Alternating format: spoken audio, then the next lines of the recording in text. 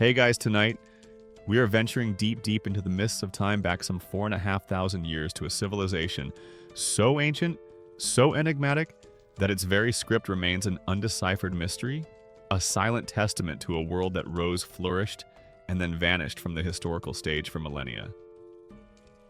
We're journeying to the sun-baked plains of Abundance of the Indus River Valley to explore the bustling, remarkably well-planned cities of a people who thrived in the Bronze Age. But we're not here tonight to focus on their impressive granaries, their sophisticated drainage systems, or even their mysterious unicorn seals, as fascinating as those are. Instead, we're going to try and listen very carefully for much fainter, more elusive echoes from the past. The sounds of children's play. We're going to ponder the question, what strange or perhaps wonderfully familiar things did Indus Valley children actually do for fun circa 2500 BC? Imagine yourself wandering the now silent, dusty, brick-lined streets of Mohenjo-daro or Harappa, the ghostly outlines of ancient homes and marketplaces around you. The air is still thick with the weight of millennia. The only sound the whisper of the wind as it snakes through crumbled walls, carrying the fine sand that has so long guarded these cities' secrets. What were the games, the toys, the simple amusements, the strange fun that filled the days of the youngest inhabitants? In this long-lost world, a world without plastic, without electricity, without video games? And honestly, if you were suddenly transported back to circa 2500 BC into one of these incredibly organized but decidedly Bronze Age cities, with its, by our standards, rather basic amenities, its undeciphered language, and a diet that probably didn't include your favorite comfort snacks, you probably wouldn't survive the initial bewilderment, let alone have the presence of mind to join in a game of ancient knucklebones without accidentally offending a local deity or a very serious-looking priest king. So before you get comfortable, take a moment to like the video and subscribe, but only if you genuinely enjoy what I do here. And as you settle in, maybe drop a comment to let us know where you're listening from and what time it is in your corner of the world. It's always a quiet thrill to know our global community of history enthusiasts and curious dreamers is tuning in for these gentle, nocturnal explorations. Now, dim the lights, maybe turn on a fan for that soft background hum, and let's ease into tonight's journey together. You are now walking in your mind's gentle eye through the remarkably well-preserved, yet deeply silent avenues of an Indus Valley city. The sun, a timeless, indifferent orb, beats down on the russet-brown baked bricks that form the walls of houses, workshops, and public buildings. Dust, fine as powdered ochre, settles on everything, a soft shroud over a civilization that once teemed with life. The silence now is so profound you could probably hear a tiny bronze pin drop. If anyone had happened to drop one 4,500 years ago and you possessed exceptionally keen, almost supernatural hearing. It is this very silence, this enigmatic quality of the Indus Valley civilization, or the Harappan civilization as it's also known after Harappa, one of its major cities, that makes our quest tonight both so challenging and so alluring. This incredible culture, a contemporary of Old Kingdom Egypt and the Sumerian city-states of Mesopotamia, flourished from approximately 3300 BCE to 1300 BC, with its most sophisticated urbanized phase, the mature Harappan period, peaking between roughly 2600 and 1900 BC. Its vast domain stretched across what is now modern-day Pakistan and northwestern India, encompassing over 1,000 known settlements from bustling metropolises like Mohenjo-daro with its Great Bath and elevated citadel to smaller towns and trading outposts. These were not primitive villages. The Indus people were master urban planners. Their cities, built with remarkably standardized kiln-fired bricks, often featured grid-like street layouts, multi-story houses with inner courtyards, and astoundingly, for the Bronze Age, sophisticated water supply systems with wells and even bathrooms, alongside elaborate covered public drainage systems that would have made many a medieval European city blush with envy. It was a civilization of impressive order, precision, and a clear concern for communal well-being, at least in terms of urban infrastructure. But beneath this veneer of impressive civic engineering and enigmatic artistry, those beautiful tiny stone seals carved with animals and an elegant, still undeciphered script, lies the profound mystery of the people themselves. What did they believe? How were they governed? Why did their civilization eventually decline and fade, its cities abandoned, its language forgotten, and if the lives of the adults are so shrouded in scholarly debate and tantalizingly incomplete evidence, how much more elusive is the world of their children? What were their joys, their games, their daily amusements in these ancient brick cities? We cannot ask them directly. Their elegant script, a collection of perhaps 400 or so distinct symbols, remains a beautiful but silent puzzle. Perhaps it's just an incredibly complex series of ancient shopping lists and very sternly worded letters of complaint about noisy neighbors. Dear occupant of Citadel Block 7B, your ceremonial zebu has been lowing at an unseemly hour again. Kindly consult the civic statutes regarding appropriate bovine vocalization times. Yours, a concerned citizen. Or maybe, just maybe, it contains epic poems, philosophical treatises, or even children's nursery rhymes. And we as a modern civilization are missing out on millennia of top-tier Bronze Age humor and wisdom. We can only speculate and let our imaginations gently wander. So how do we even begin to reconstruct the fun of an Indus child to catch those lost echoes of laughter? Our primary clues come not from written texts, but from the patient, meticulous work of archaeologists.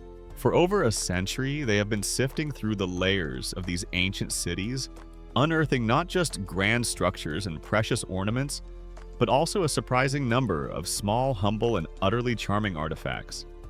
Tiny terracotta figurines of animals and people, miniature wheeled carts, clay balls and spinning tops, whistles, rattles, and curious little objects that look suspiciously like game pieces. These are the tangible remnants, the material culture of childhood, the often overlooked toys that whisper to us across the vast gulf of time, hinting at games played, stories imagined, and the universal irrepressible spirit of youthful play. Tonight we embark on a gentle archaeological dig of the imagination. We will sift through these delightful, if sometimes puzzling finds, combine them with what we can infer from the layout of their cities and what we know about childhood in other ancient cultures, and try to paint a picture, however impressionistic and softly focused, of what strange and wonderful things Indus Valley children might have done for fun all those thousands of years ago. What might seem strange to our modern eyes, or what might feel wonderfully timelessly familiar? The very quest to find joy and laughter in these ancient silent cities, to repopulate these empty courtyards with the playful echoes of children, is a soothing thought in itself.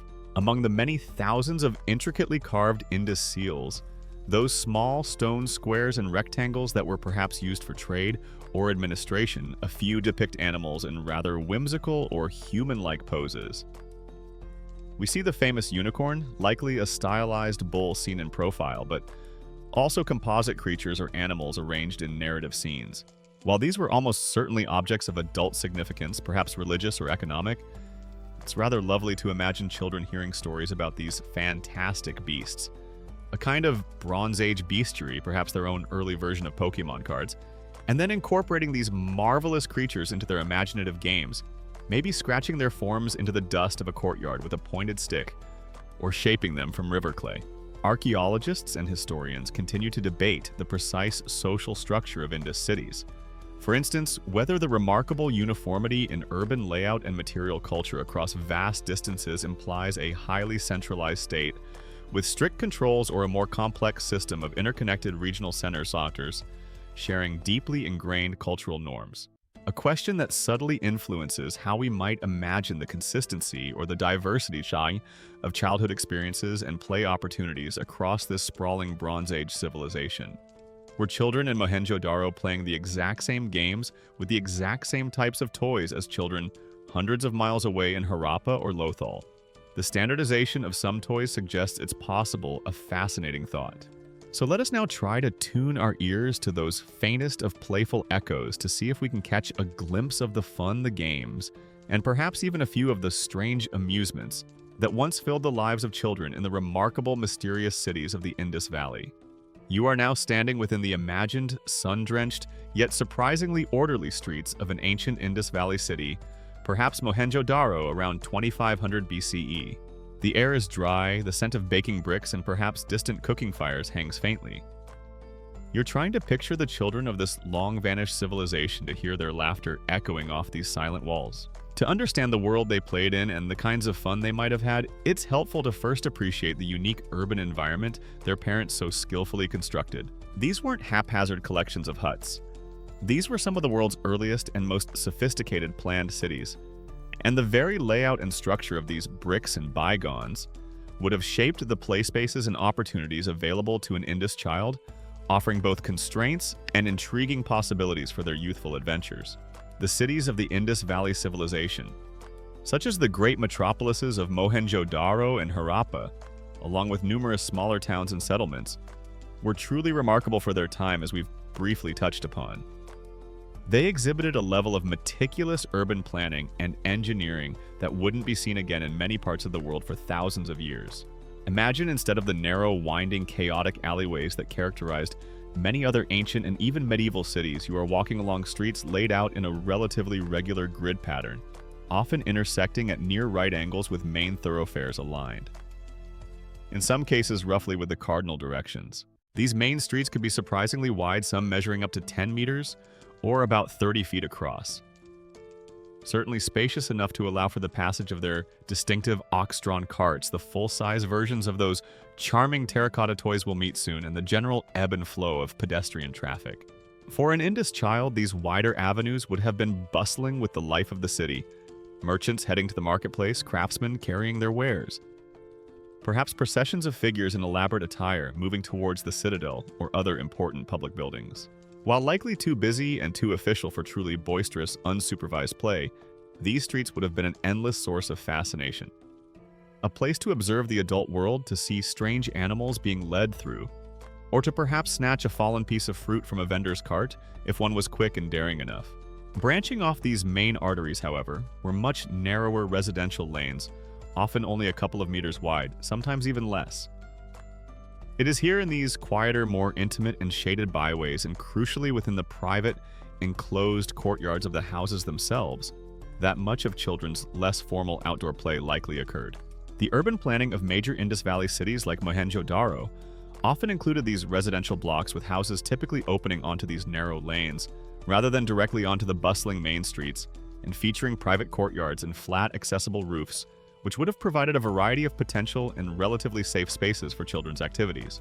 These lanes paved with baked bricks, just like the main streets, would have been perfect for games of chase, for rolling those little clay carts, or perhaps for drawing with a piece of charcoal or a soft stone on the brick surfaces. Ancient hopscotch, anyone. The high walls of the houses on either side would have created a sense of enclosure, a more child-scaled environment compared to the grand public avenues. The houses themselves, as we noted, were typically constructed of those remarkably uniform kiln-fired baked bricks, a hallmark of Indus engineering. Many dwellings, even those of apparently modest citizens, were often 2 stories high, and most significantly for our thoughts of play, were frequently built around a central courtyard. This courtyard open to the sky was the heart of the Indus home. It provided light and ventilation to the surrounding rooms, and it would have served as a secure private outdoor space, a veritable domestic playground, shielded from the public gaze and the potential dangers of the busier streets. Here, younger children could play safely under the watchful eye of their mothers or other family members engaged in domestic chores. You can easily picture them chasing each other around this central space, playing hiding games amongst the large pottery storage jars or behind the pillars that sometimes supported a veranda, or perhaps making mud pies in a damp corner after a rare rain shower, or with water drawn from the household well. It was their own little walled garden of imagination, their first arena for adventure and social interaction. The easy access to water, with many houses having their own wells or bathing platforms draining into covered street sewers, might also have made water play a more common pastime than in less hygienically advanced societies, though we'll splash into that thought a bit more later. And let's not forget the rooftops. The houses in Indus cities were generally flat-roofed, and these roofs, made of wooden beams covered with packed earth or reeds and clay, would have provided another valuable living and playing space. Easily accessible by internal staircases, these flat roofs could have been a breezy escape from the heat of the lower rooms, a place for sleeping on warm nights, for drying grains or textiles, and yes, almost certainly for children to play. Imagine the views from up there. A panorama of other rooftops, the grid of streets below the distant citadel mound, and perhaps even a glimpse of the mighty Indus River itself or the surrounding agricultural plains. It would have been a fantastic vantage point for imaginative games. A pirate ship sailing a sea of rooftops, a lookout post guarding against imaginary foes, or simply a quiet place to watch the kites. The birds that as though actual man-made kites are a more speculative thought for this early period circling in the vast sky. One certainly hopes they had sturdy parapet walls or very attentive parents, as a Bronze Age rooftop without modern safety railings sounds like a recipe for some rather unfortunate tumbles. Little Sitara, get away from the edge of that roof. The goddess of soft landings and emergency divine intervention is on her lunch break today. The public spaces within these cities also present intriguing possibilities, though their precise function is often part of that great Indus enigma. The precise function of some of the larger non-residential structures or open public spaces identified in Indus cities, whether they were primarily for markets, large-scale civic gatherings, religious ceremonies involving ritual bathing in structures like the Great Bath, or perhaps even designated communal areas that could have accommodated children's play on a larger, more organized scale, remains a subject of ongoing archaeological investigation and interpretation, given the frustrating lack of deciphered textual clarification from the Indus people themselves. Were children allowed to run and play in the vast open areas near the granaries? After the day's work was done, did they gather at the public wells playing games while waiting for their turn to draw water? The incredible uniformity of the brick sizes used throughout most Indus cities, from the grandest public walls to the humblest domestic dwellings, is a well-known feature. There's a quirky little tidbit here. This very standardization might have inadvertently provided children with excellent building toys. Discarded or leftover bricks, or perhaps even specially made miniature ones, would have been perfect for constructing little walls houses for their figurines, or even elaborate if rather angular forts in their courtyards. Your citadel wall is non-compliant Utnapishtim Jr. One child might declare to another with mock seriousness, pointing at a slightly ask, you are now comfortably ensconced in the well-ordered brick-built world of an ancient Indus Valley city, imagining the various nooks and crannies, the sun-dappled courtyards and shadowy lanes that might have served as the playgrounds for its youngest inhabitants some 4.5 millennia ago. We've pondered the urban canvas. Now let's turn our attention to the actual artifacts, the tangible remnants of childhood, the tiny treasures that archaeologists have patiently unearthed from the silent dust of these long-lost settlements. For it is these small, often humble objects, the toys, the game pieces, the miniature echoes of adult life, that offer us our most direct, if sometimes frustratingly enigmatic glimpses into what Indus Valley children did for fun. Imagine yourself as an archaeologist, perhaps on a sweltering day at Mohenjo-daro or Harappa, carefully, meticulously brushing away the accumulated layers of earth from a newly exposed section of a house floor or a courtyard deposit. The work is slow, painstaking, requiring immense patience and a keen eye. And then, amidst the pottery shards and the fragments of brick, something small and distinct emerges. Perhaps it's a tiny, perfectly formed terracotta bullock, no bigger than your thumb, its once painted stripes long faded. Or maybe it's a little clay wheel, all that remains of a miniature cart. Or a curious bird-shaped whistle. These aren't the grand monumental discoveries that make headlines, not a golden death mask or a royal tomb. But in their own way, these small finds are incredibly precious, for they whisper to us directly of the children who once lived, dreamed, and most importantly, for our sleepy exploration played in these ancient cities. Finding a perfectly intact Indus toy cart after 4,500 years is probably the archaeological equivalent of stumbling upon a mint condition, still in its original box, vintage Star Wars action figure from your own childhood. Okay, maybe it carries slightly more profound academic significance, but the thrill, the sudden tangible connection to a specific playful past is wonderfully comparable. A wide variety of these small artifacts, overwhelmingly made from humble baked clay or terracotta, but also sometimes from stone, shell, bone, faience, a type of glazed ceramic, and even occasionally copper or bronze, have been excavated from numerous Indus Valley civilization sites and are commonly interpreted by archaeologists as children's toys or game components. The sheer abundance and variety of these objects suggests that play was not just an occasional pastime, but a recognized and catered-for aspect of Indus childhood. These weren't just a few crudely fashioned items. Many show considerable skill in their making, a level of care and artistry that implies they were perhaps made by specialized artisans, or at least by parents or older siblings who took genuine pleasure in creating engaging things for their youngsters. Terracotta, as mentioned, was the go-to material for many of these playthings. It was abundant, sourced from the rich alluvial clays of the Indus River system. It was easy to shape by hand or in simple molds, And once fired, it was reasonably durable. Durable enough at least to survive millennia underground, for us to find even if it didn't always survive a particularly boisterous Bronze Age play session. You can almost picture little Indus hands sticky with who knows what padding and shaping damp clay into their own lopsided animal figurines, or wobbly little pots perhaps leaving tiny 400- or 500-year-old fingerprints for us to marvel at. The range of toys unearthed is truly delightful. We find, as we'll explore in more detail in upcoming Sleepy sections, numerous animal figurines, bulls especially, the distinctive humped zebu rhinoceroses, monkeys, squirrels, rams, dogs, and various birds. There are miniature wheeled carts, sometimes quite elaborate, and wheeled animals that could be pulled along with a string. We find clay balls of various sizes, perhaps for games of catch, or an ancient form of marbles. Spinning tops, both simple and more ornate, suggest a love for that universally mesmerizing whirring motion. Whistles, often bird-shaped, would have added a cheerful, if perhaps occasionally parent-annoying soundtrack to Indus playtime. Rattles made of hollow clay balls with little clay pellets inside would have delighted the youngest children. And then there are the dice and various small incised pieces made of stone, terracotta, or bone that clearly point to the playing of board games, suggesting that strategic thinking and perhaps a bit of friendly wagering were part of their fun too. No ages 3 and up warnings or choking hazard small parts labels on these bad boys, of course. And the instruction manuals, if they ever existed, are still pending translation from Mysterious Indus Squiggle Easy, a language that continues to guard its secrets with impressive tenacity. Of course, not every small, crudely made figurine or enigmatic clay object found in an Indus city was necessarily a child's toy.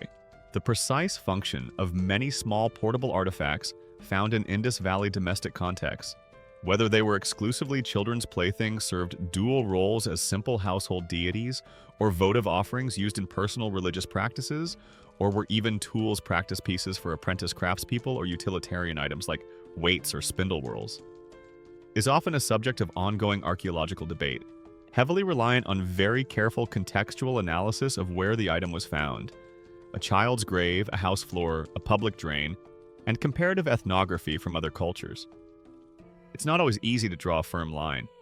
A small, roughly shaped animal figurine could be a child's beloved playmate, or it could be an offering left for a household god to ensure the safety of the actual livestock. Sometimes, context is everything, and even then the answers can be elusive. It's also crucial to remember what hasn't survived. Wood textiles, basketry, leather, plant fibers.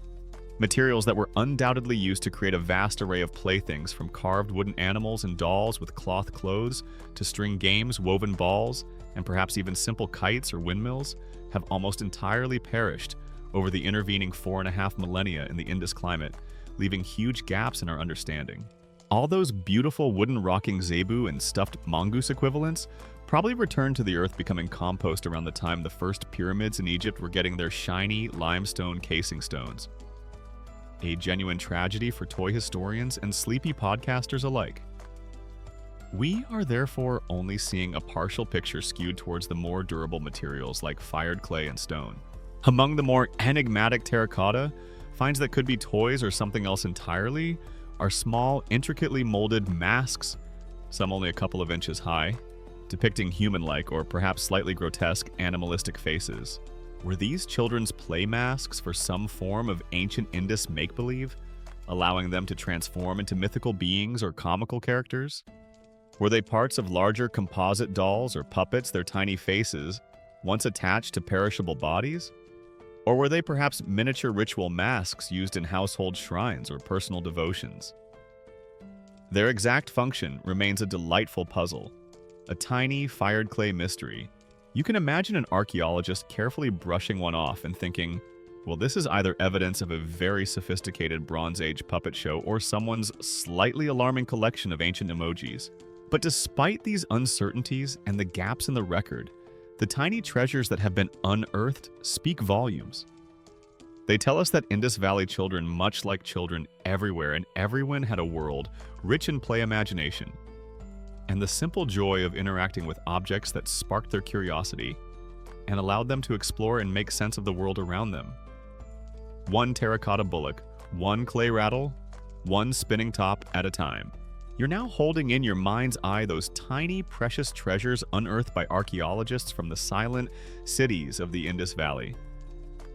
The terracotta figurines, the clay balls, the enigmatic game pieces that whisper of childhoods lived some 4.5 millennia ago. We've acknowledged the challenge of interpreting these often humble artifacts and the gaps left by perishable materials. But among the most delightful, most universally recognizable, and most frequently discovered categories of Indus playthings are the wheeled toys, charming little clay animals, proudly sporting axles and wheels, and miniature terracotta carts, ready to be pulled on imaginary journeys.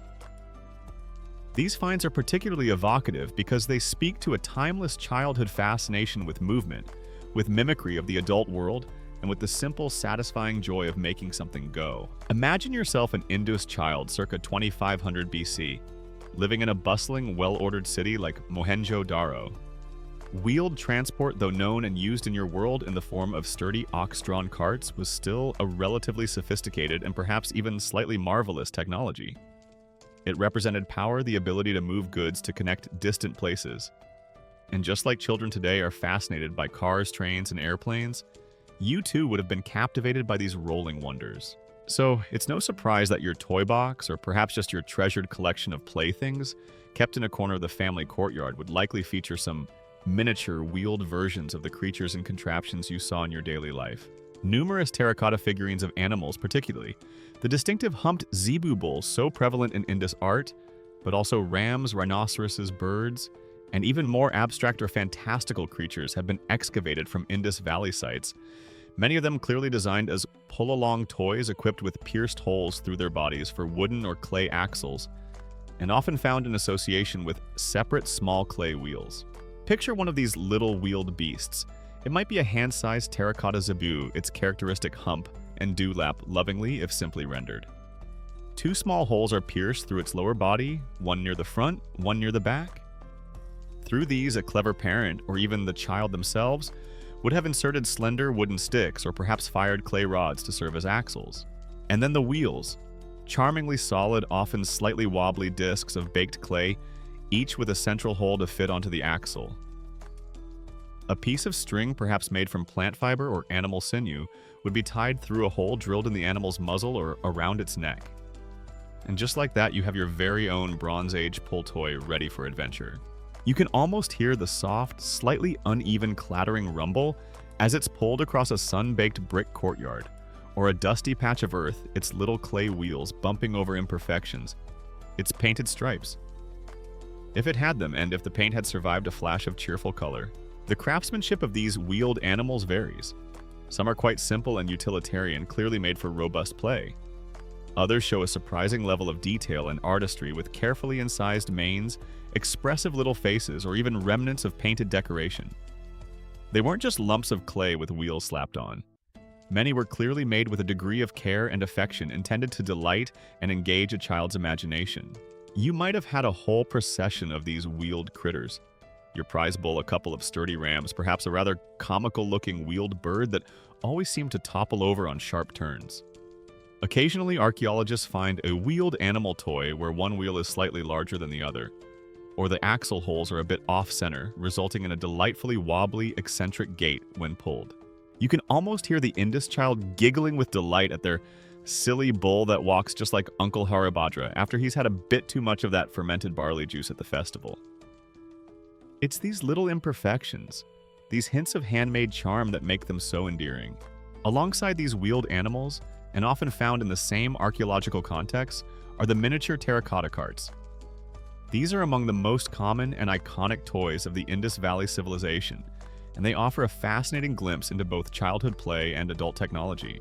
These toy carts closely resemble the full-sized, likely ox-drawn carts that are depicted on Indus seals, and are believed to have been a primary mode of land transport for goods like grain pottery and raw materials within and between Harappan cities. The toy versions are usually made of baked clay, often with 2 or 4 solid, not-spoked clay wheels that would have rotated on small clay or wooden axles, which have usually long since disintegrated. Some are quite simple, little more than a flat, rectangular platform on wheels. Others are more elaborate, with raised sides to form a proper cart bed, or even with a small mottled yoke at the front clearly indicating they were meant to be pulled by a toy animal, or perhaps by the child themselves with a piece of string. Imagine the play scenarios these miniature carts would have inspired. An Indus child could become a tiny merchant, loading up their cart with imaginary or perhaps real, if they could sneak them, grains miniature pots or smooth river pebbles representing precious trade goods. They could then embark on important journeys across the courtyard, navigating the perilous terrain of uneven bricks and household obstacles, perhaps delivering their cargo to a market set up by a sibling or friend. They might even have tiny terracotta traffic jams in the more popular shared play areas. Hey, move your zaboo! I've got a priority shipment of very important mud pies here, destined for the pretend granary, and it's not going to deliver itself. This kind of imitative play is crucial for children, allowing them to understand and practice the roles and activities of the adult world around them. Learning about commerce, transport, and the interconnectedness of their society in a fun, hands-on way. The detail on some of these toy carts is quite remarkable. Archaeologists have found examples with tiny, carefully modeled linchpins to hold the wheels on the axles, or with pre-drilled holes for a towing pole. Some particularly complex IVC toy carts even feature what appear to be little seated driver figures molded as part of the cart itself, or in very rare and delightful cases, tiny removable passengers or cargo pieces made of clay. It's like they had deluxe edition play sets complete with all the historically accurate and incredibly easy to lose in the dust accessories. The durability of these terracotta wheels and axles probably wasn't fantastic, mind you. One can imagine a fair number of breakdowns and roadside repairs. Sorry, little Ashoka, your rhino cart's front left wheel has fallen off again. We seem to be all out of Bronze Age superglue and spare axle rods today. You'll just have to imagine it's a very advanced three-wheeled model for now.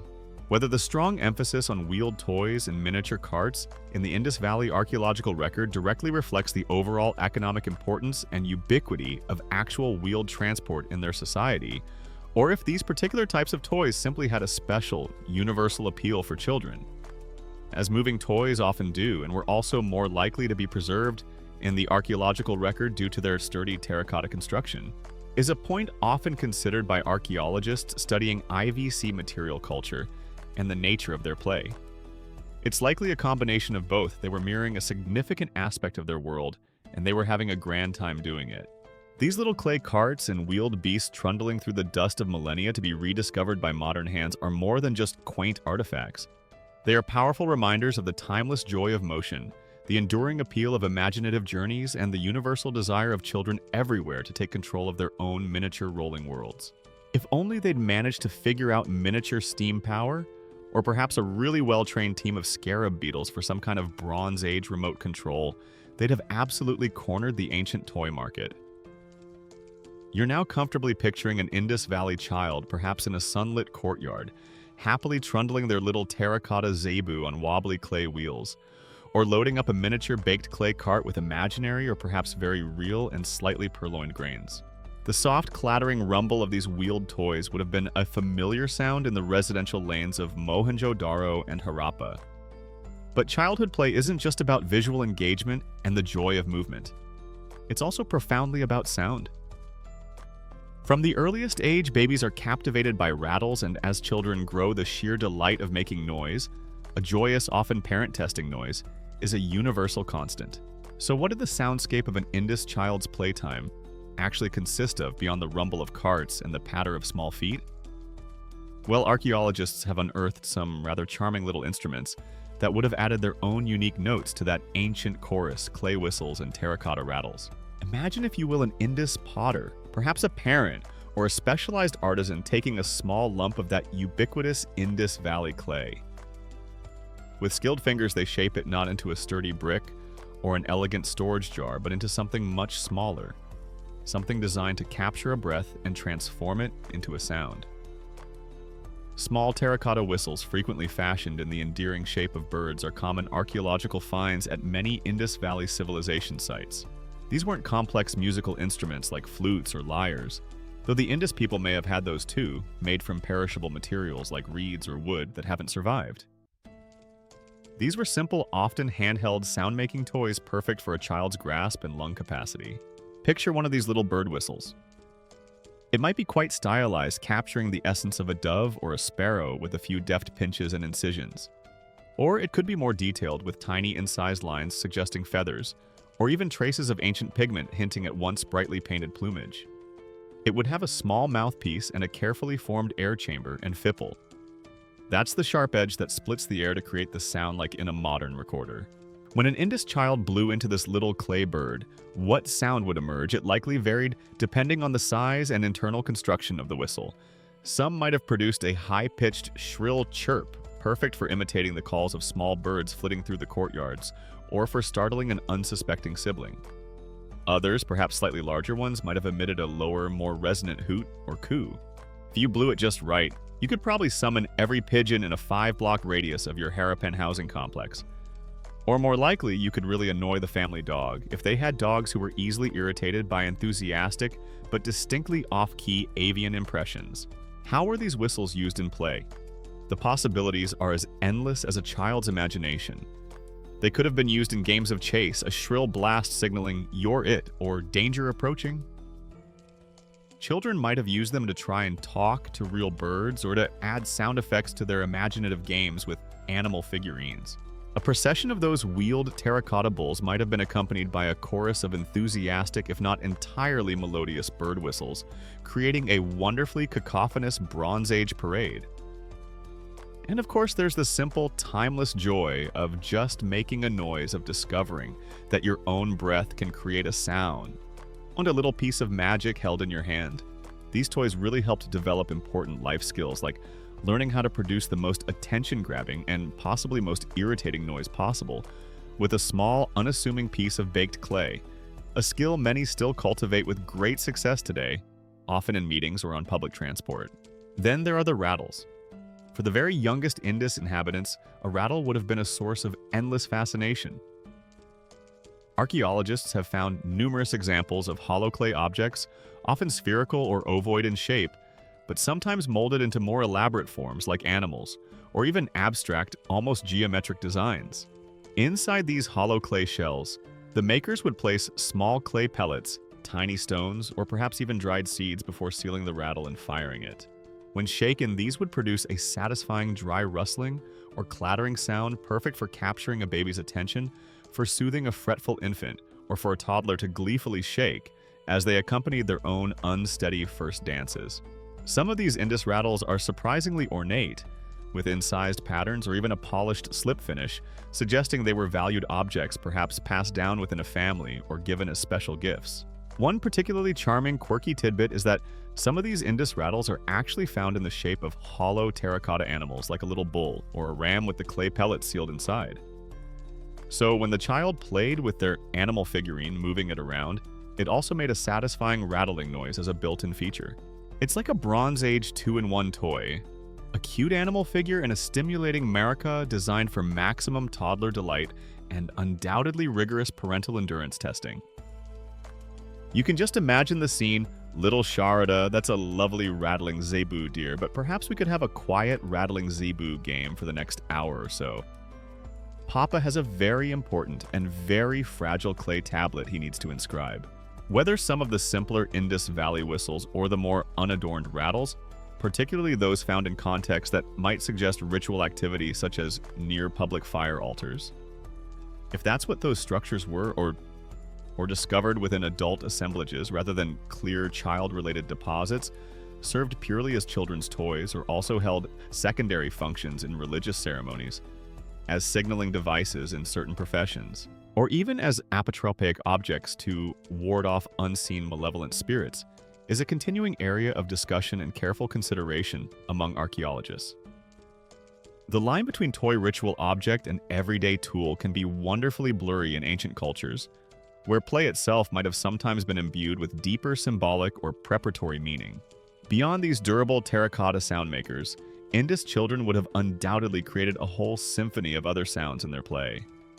Imagine them using their own voices for singing simple songs, chanting rhythmic game verses, or making elaborate imitative sounds for their animal toys, or during make-believe scenarios, the roar of an imaginary lion, the rumble of a toy cart, the splash of pretend water. They might have fashioned simple clappers from pieces of wood, or even tiny drums from stretched animal hide over a small pottery vessel. Though such perishable instruments have of course long since vanished, leaving only the enduring clay whistles and rattles to hint at the true vibrant soundscape of an Indus childhood. Imagine a whole courtyard full of energetic Indus kids, each with their own bird whistle and a couple of pellet-filled rattles. It wasn't just a sophisticated Bronze Age city with advanced plumbing. It was at times very likely a 24/7 somewhat avant-garde percussion ensemble. The very thought is enough to make one feel a gentle, sleepy sympathy for their long-suffering parents, who alas had no access to noise-canceling headphones. You've just been serenaded by the imagined chirps and hoots of ancient Indus bird whistles and the dry, satisfying shake of terracotta rattles. Delightful sound-making toys that would have filled many a Bronze Age childhood with simple, noisy joy.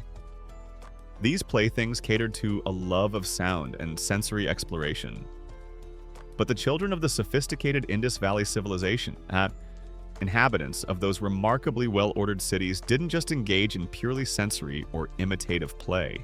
Archaeological evidence strongly suggests they also indulged in games that challenged their minds. Games of strategy, games of chance games that required patience, planning, and perhaps a healthy dose of competitive spirit. So let's now gather around an imaginary Harappan hearth, or perhaps a sun-dappled courtyard, and discover the ancient board games. The curious dice and the myriad little counters that Indus children likely used for their more cerebral, strategic fun. While we don't have any surviving Indus Valley rulebooks titled Advanced Zebu Racing for Dummies or How to Conquer Mesopotamia with Terracotta Cones and 10 Easy Throws, the material evidence for board games is quite compelling. Archaeologists excavating Indus sites have frequently unearthed flat surfaces, sometimes specially prepared pottery shards, fired clay tablets, or even sections of brick pavement that are incised with grid-like patterns or arrangements of squares and lines. These certainly look for all the world like rudimentary game boards, the ancient arenas for tabletop contests of wit and luck. The Indus Valley civilization has indeed yielded significant archaeological evidence for the playing of board games, including not just the boards themselves, but also cubicle and stick dice made of terracotta ivory or stone, and numerous small, often conical game pieces or counters pointing to a well-established tradition of such pastimes. Imagine a group of Indus children, perhaps after their daily chores if they had them, and one assumes they did even in the Bronze Age, are done settling down in a shady spot. One of them might draw a simple grid in the dust with a stick, or they might bring out a more permanent board, a flat piece of baked clay with carefully scratched lines. Their game consoles were literally made of baked earth and a healthy dose of hope for a good dice roll. And these games were probably just as addictive as some of our modern digital diversions, minus the annoying pop-up ads for discounted chariot wheels or premium ox feed. Then come the dice. The Indus people were clearly fond of a bit of chance in their games. Archaeologists have found numerous examples of cubicle dice very similar in form to the six-sided dice we use today. These ancient dice are typically made from terracotta, but also sometimes from more precious materials like ivory or finely polished stone, suggesting that some game sets were more valued than others. The pips, or dots, indicating the numbers, are often carefully incised or drilled into the faces.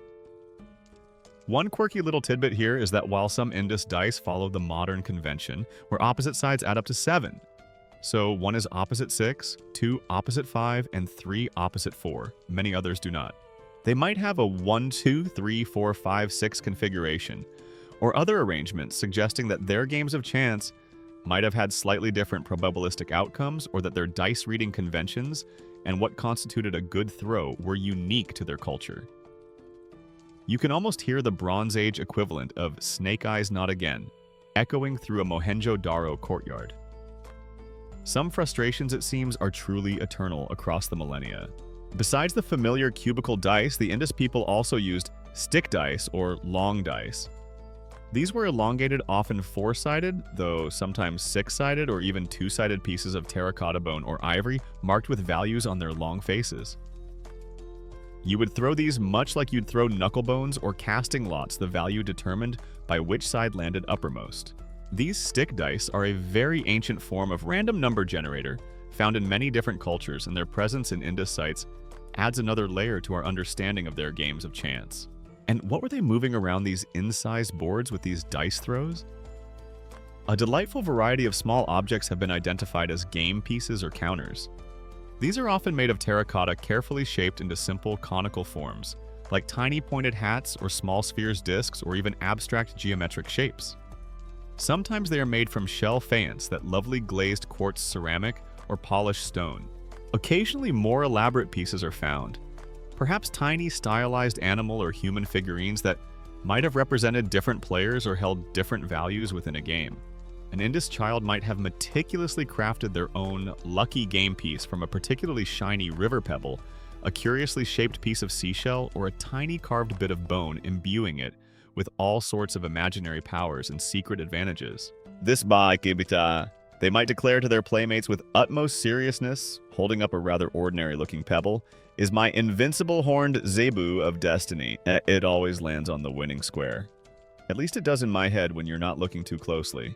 Because the Indus script remains undeciphered, the exact rules, objectives, and even the names of these ancient board games are lost to us, a source of endless, if rather enjoyable, scholarly speculation. Were they primarily race games, where players competed to move their pieces from a starting point to a finish line based on dice throws similar to ancient Egyptian Senet or the royal game of from Mesopotamia, both of which were contemporary with the Indus civilization?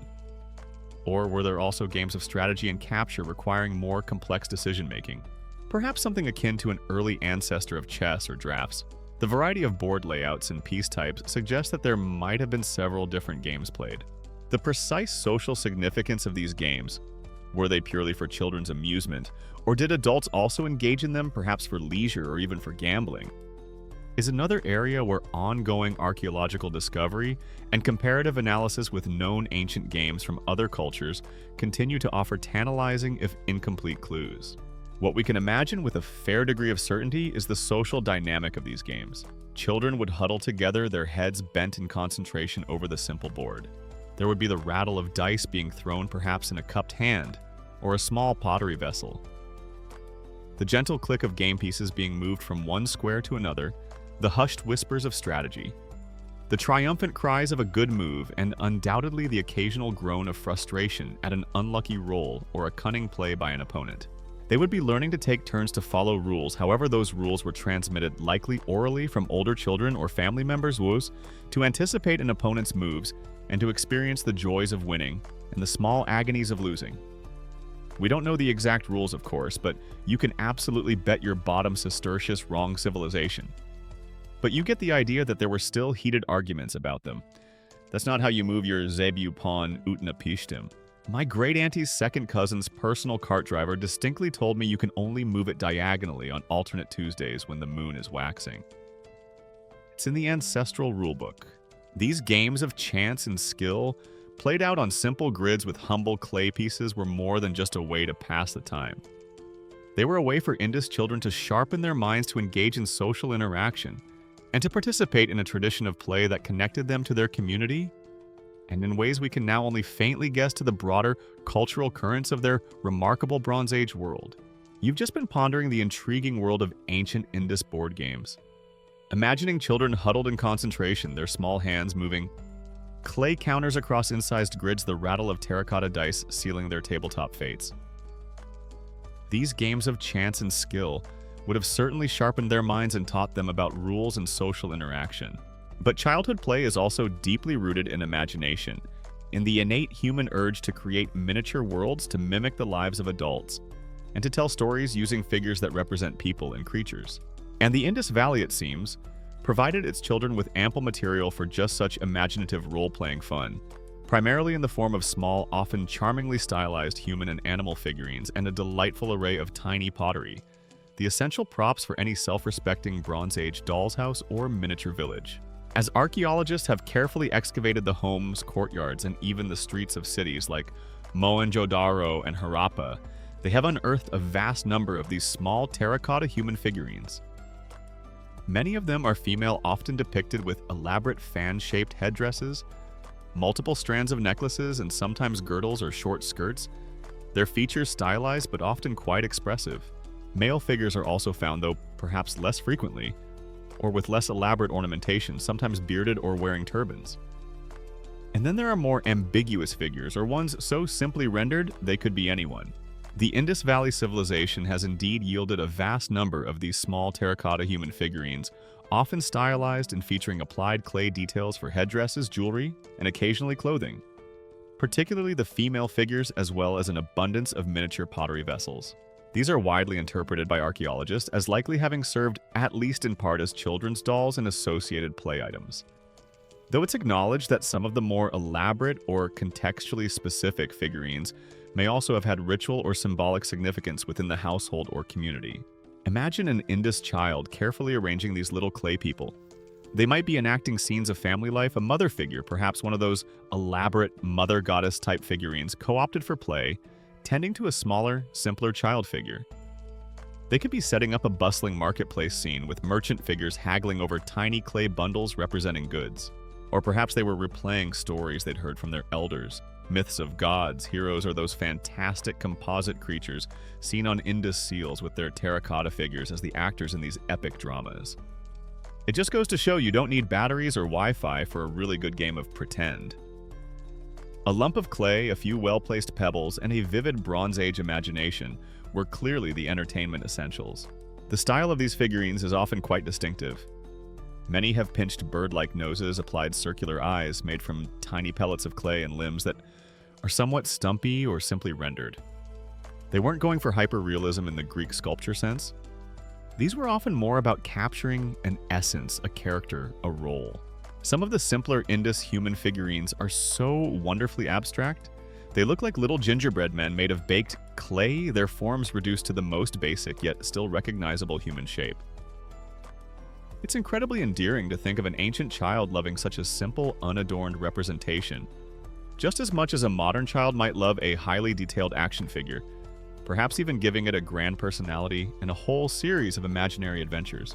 "This to me, a little Indus girl might whisper to her friend, holding up a rather featureless clay blob with vaguely arm-like protrusions, is Queen Amara of the Sunken Courtyard, and she commands an army of very fierce dust bunnies. Fear her. And what's a doll or an action figure without its accessories? The Indus children seem to have been well catered for in this regard, at least, when it came to household items.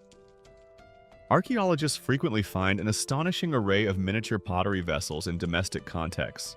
Tiny cups, little bowls, minuscule plates, impossibly small storage jars, even miniature cooking pots and pans, all perfectly formed in baked clay, often mirroring the exact shapes and styles of the full-size pottery used by the adults.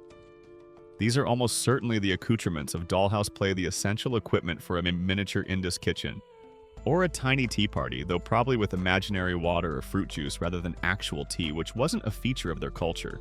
You can just picture a child carefully arranging these little pots, cooking imaginary meals of mud and pebbles for their clay family, learning the rhythms of domestic life through play. No tiny plastic Barbie shoes or miniature dream houses with working elevators perhaps, but a really nice, authentically Harappan miniature clay water pot was probably the absolute height of doll-related luxury and a source of considerable envy among one's playmates. Oh, your doll only has one tiny grain-grinding stone, mine has two, and a miniature oven that doesn't actually bake anything, but looks very impressive.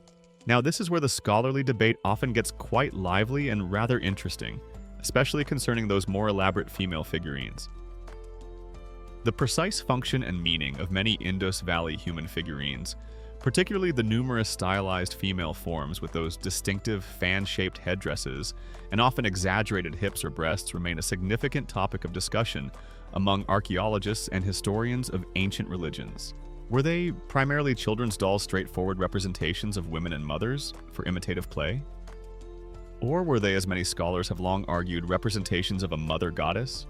Or fertility deities, objects of household worship or votive offerings intended to ensure prosperity, good harvests and healthy children?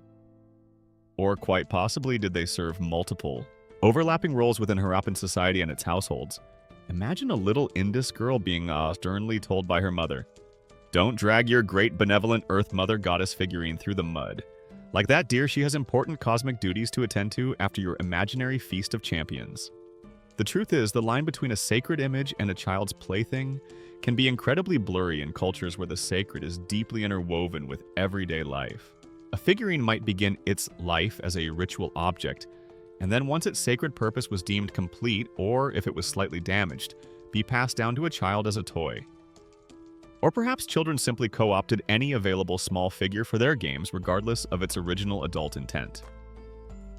The context in which these figurines are found, a household rubbish pit, a carefully arranged niche in a wall, or accompanying a child's burial, can offer clues but rarely definitive answers.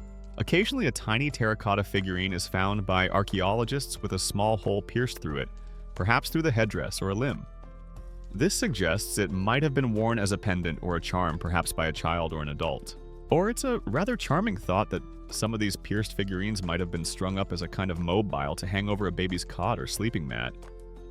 The original, interesting, jangly thing to stare at and possibly try to chew on for Indus infants. So, as you imagine these Indus children, surrounded by their miniature clay worlds, their little terracotta people in perfectly formed tiny pots, you are witnessing a timeless form of play. They were creating narratives, exploring social roles, practicing domestic skills, and simply letting their imaginations take flight, all with the help of these humble, enduring, and utterly delightful clay companions. Their world, though silent to us in words, speaks volumes through these tiny, playful echoes. Okay, I understand you'd like Section 8 of the script for What Strange Things Did Indus Valley Children Do for Fun, circa 2500 BC. I will write this section according to the outline and all the specified rules, aiming for the 1300-1400 word count. Here is Section 8. Section 8. You've just been delighting in the imagined domestic dramas and miniature marketplace adventures orchestrated by Indus Valley children with their charming terracotta figurines and tiny clay pots. This kind of imaginative role-playing fun is a cornerstone of childhood across all cultures and eras. But the playful repertoire of these Bronze Age youngsters wasn't limited to just mimicking the adult world in miniature. Archaeologists have unearthed another category of equally delightful and remarkably familiar playthings.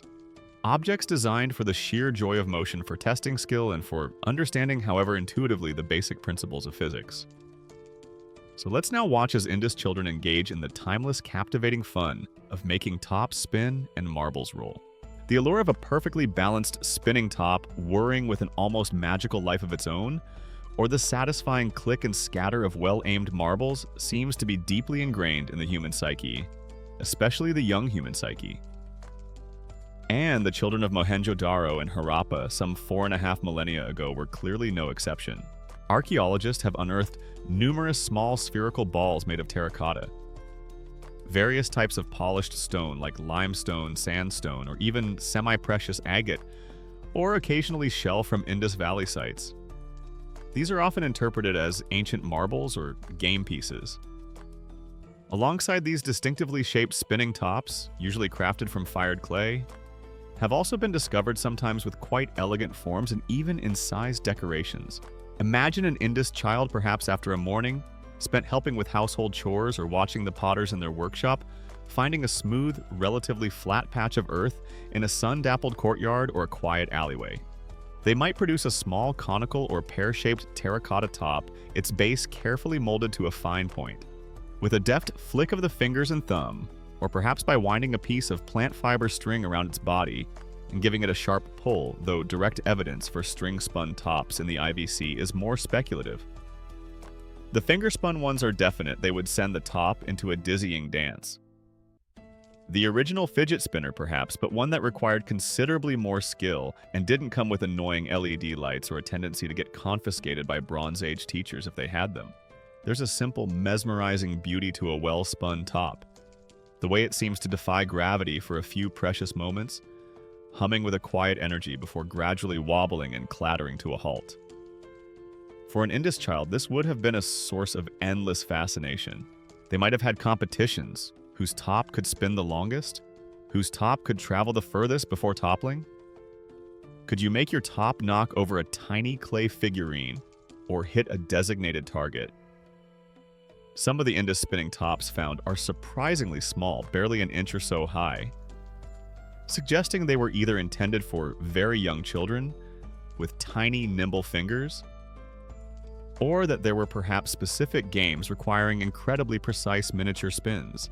You can almost picture a hushed, highly competitive Indus tabletop top-spinning championship taking place on a smoothed mud brick surface with these tiny terracotta marbles as the star athletes.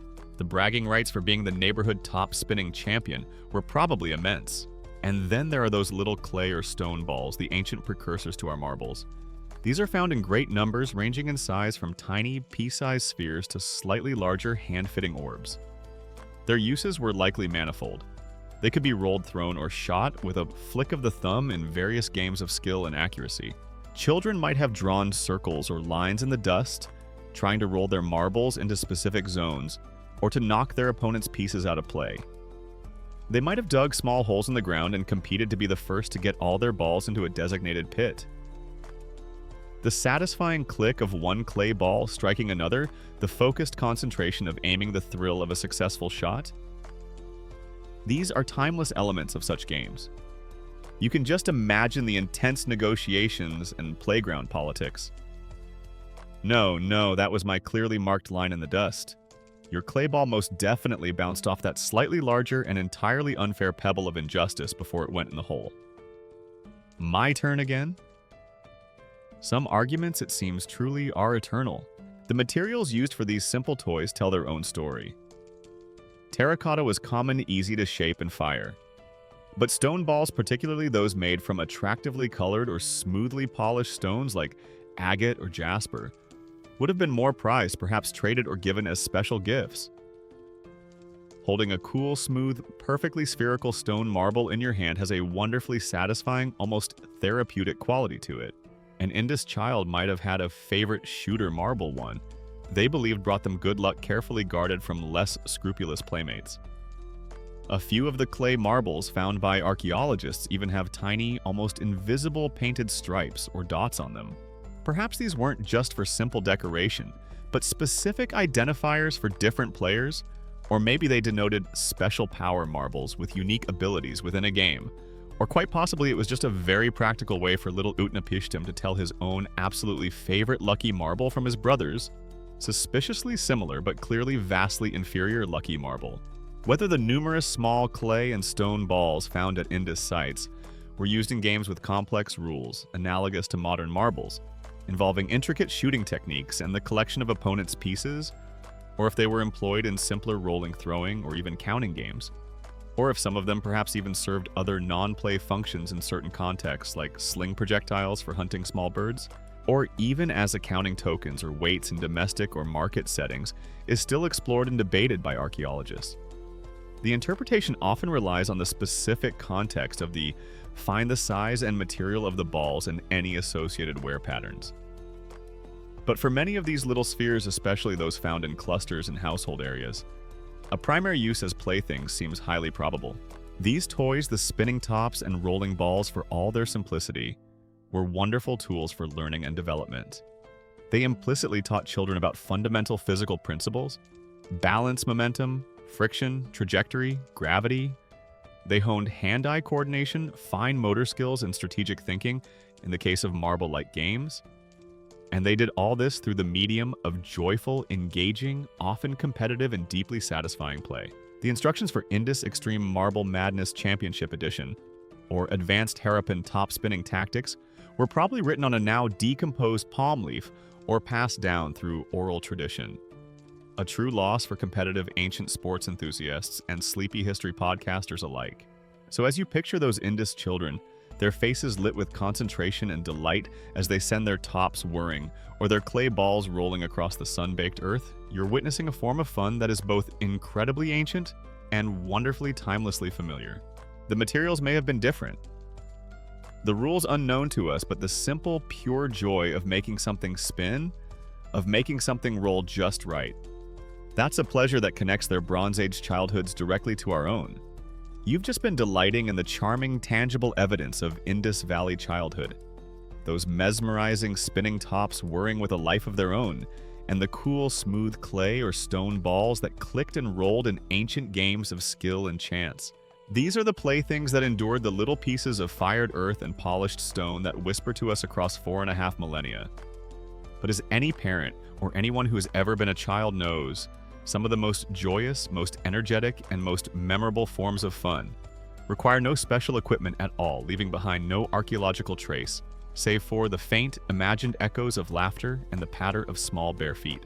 We're talking, of course, about those universal, timeless, and wonderfully unpreserved outdoor games, The exhilarating sprints of a chase, the breathless anticipation of hide-and-seek, the simple, pure delight of running free in the open air. And the well-planned cities of the Indus Valley with their lanes and courtyards would have provided an excellent, if somewhat dusty stage for these courtyard capers and street sprints. Imagine yourself for a moment, not as an archaeologist sifting through dust, but as an Indus child, perhaps 7 or 8 years old, the Bronze Age sun warm on your back. The more formal adult business of the main thoroughfares might be a bit too bustling or intimidating for truly uninhibited play. But those narrower residential lanes, those intimate byways that snaked between the orderly brick houses would have been your domain. The urban design of Indus cities with their networks of these less trafficked residential lanes and numerous private enclosed courtyards would have provided ample and relatively safe spaces for children to engage in precisely these kinds of unorganized, spontaneous outdoor running games like Ashsalwood Bag or hide and seek. Activities common to children across all cultures and all times, but which by their very nature leave precious little direct archaeological evidence behind for us to find. Picture a group of children, their dark hair perhaps flying their simple cotton or plant fiber loincloths, or tunics offering little impediment to their speed, darting and weaving through these sun-dappled brick-lined corridors. The joyous shrieks of "You can't catch me," or its ancient Indus equivalent, a phrase lost to us, alas. Perhaps something wonderfully onomatopoeic like "zip zap zoom, I'm over the drain groom, I bye," would echo briefly off the high brick walls. The game of tag in its myriad forms is as old as childhood itself. The thrill of the chase, the desperate lunges, the triumphant tagging, the gleeful reversal of roles. These are primal joys. The Indus children, for all the mystery that surrounds their civilization, were undoubtedly masters of this ancient art. Their playground was the city itself. Its predictable grid, perhaps even lending itself to more complex, strategic versions of chase games, with known escape routes and ambush points around familiar corners. And what of hide and seek? Those Indus cities with their multi-roomed houses, their numerous alleyways, their deep doorways, and their courtyards often filled with large pottery storage jars, or perhaps piles of firewood, would have offered a veritable paradise of hiding spots. Imagine the delicious, breathless anticipation of crouching behind a massive pythos jar, hoping your giggles don't give you away as the seeker passes by. Or squeezing into a narrow gap between two houses, the cool brick pressing against your back.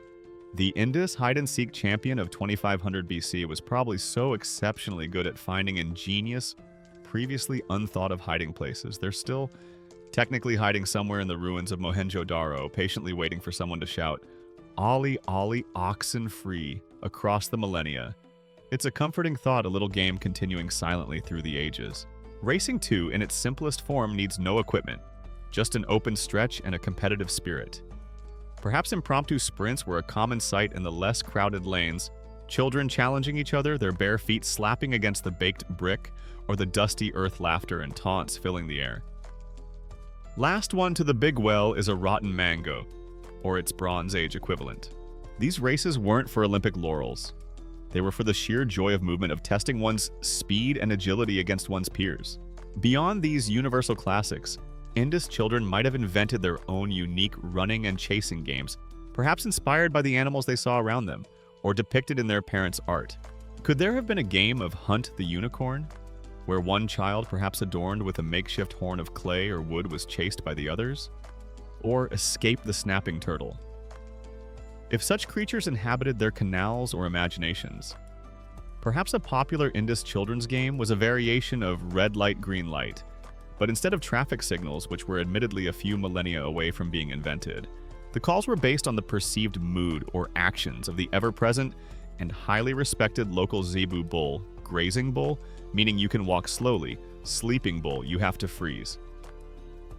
Slightly annoyed bull swishing its tail. Proceed with extreme caution and much nervous giggling, and finally, charging bull, which meant run for your dear life, preferably in the opposite direction of any actual bulls. It would certainly keep you alert and develop excellent sprinting skills. The sounds of this outdoor play would have been a vibrant counterpoint to the more sedate hum of adult life. The sharp, excited yelps, the peals of laughter, the rhythmic chanting of game rhymes if they had them. And it's hard to imagine childhood games without some form of accompanying chant or song. And of course, the inevitable indignant wails when a game went awry. A rule was disputed or someone skinned a knee on the hard brick pavement.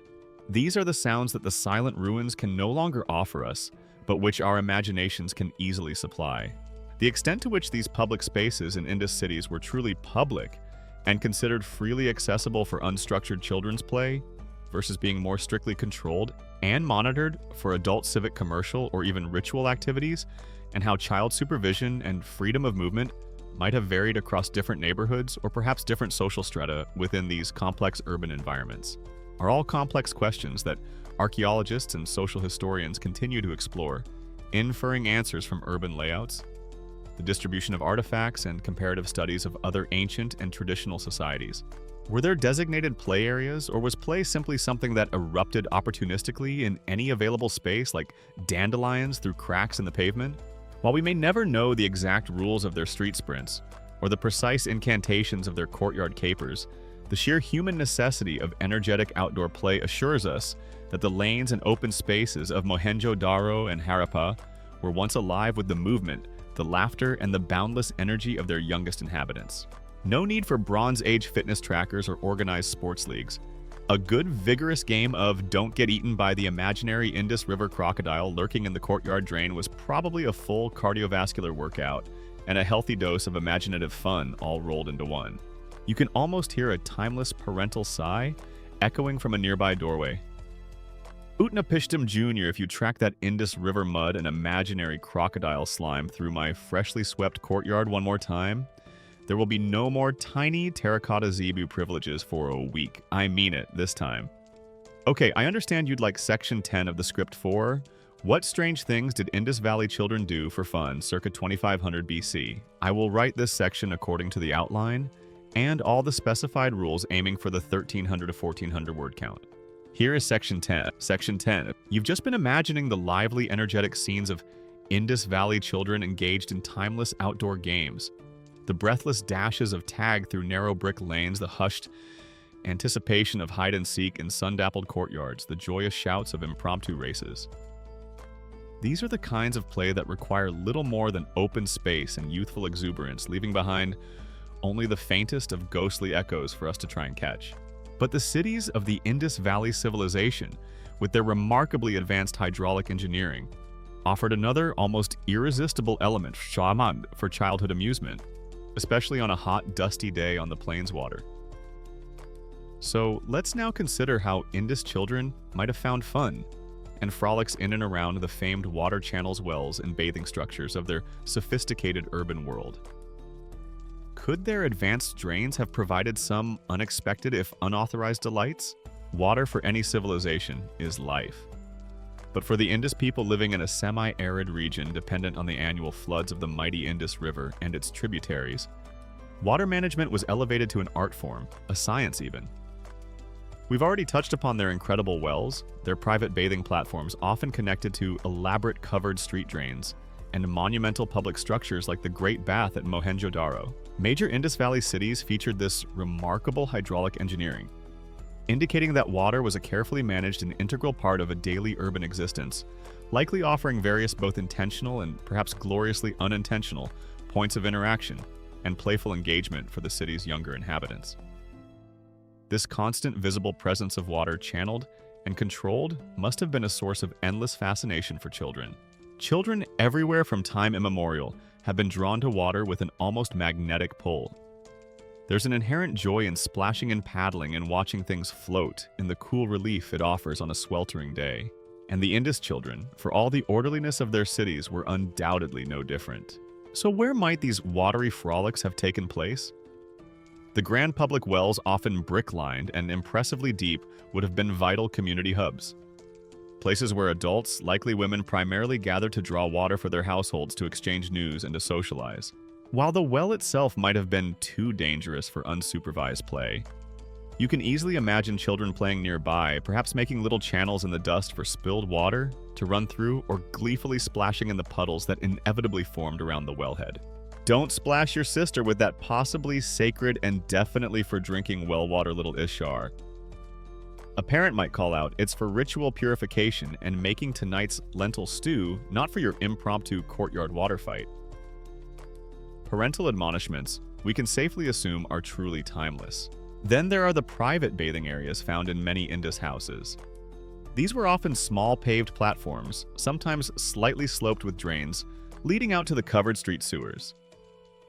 While primarily for adult ablutions on a hot afternoon, might not a mother allow her younger children to splash about on this cool brick surface with a small amount of water? It would have been a relatively safe, contained space for a bit of cooling fun.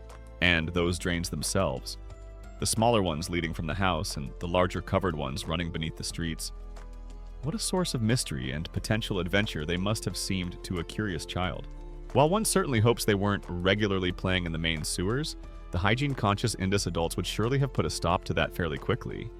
The very idea of this hidden subterranean network carrying water away could have fueled all sorts of imaginative games. Perhaps a popular, if decidedly mischievous and parent-disapproved Indus children's game was a version of drainpipe echoes.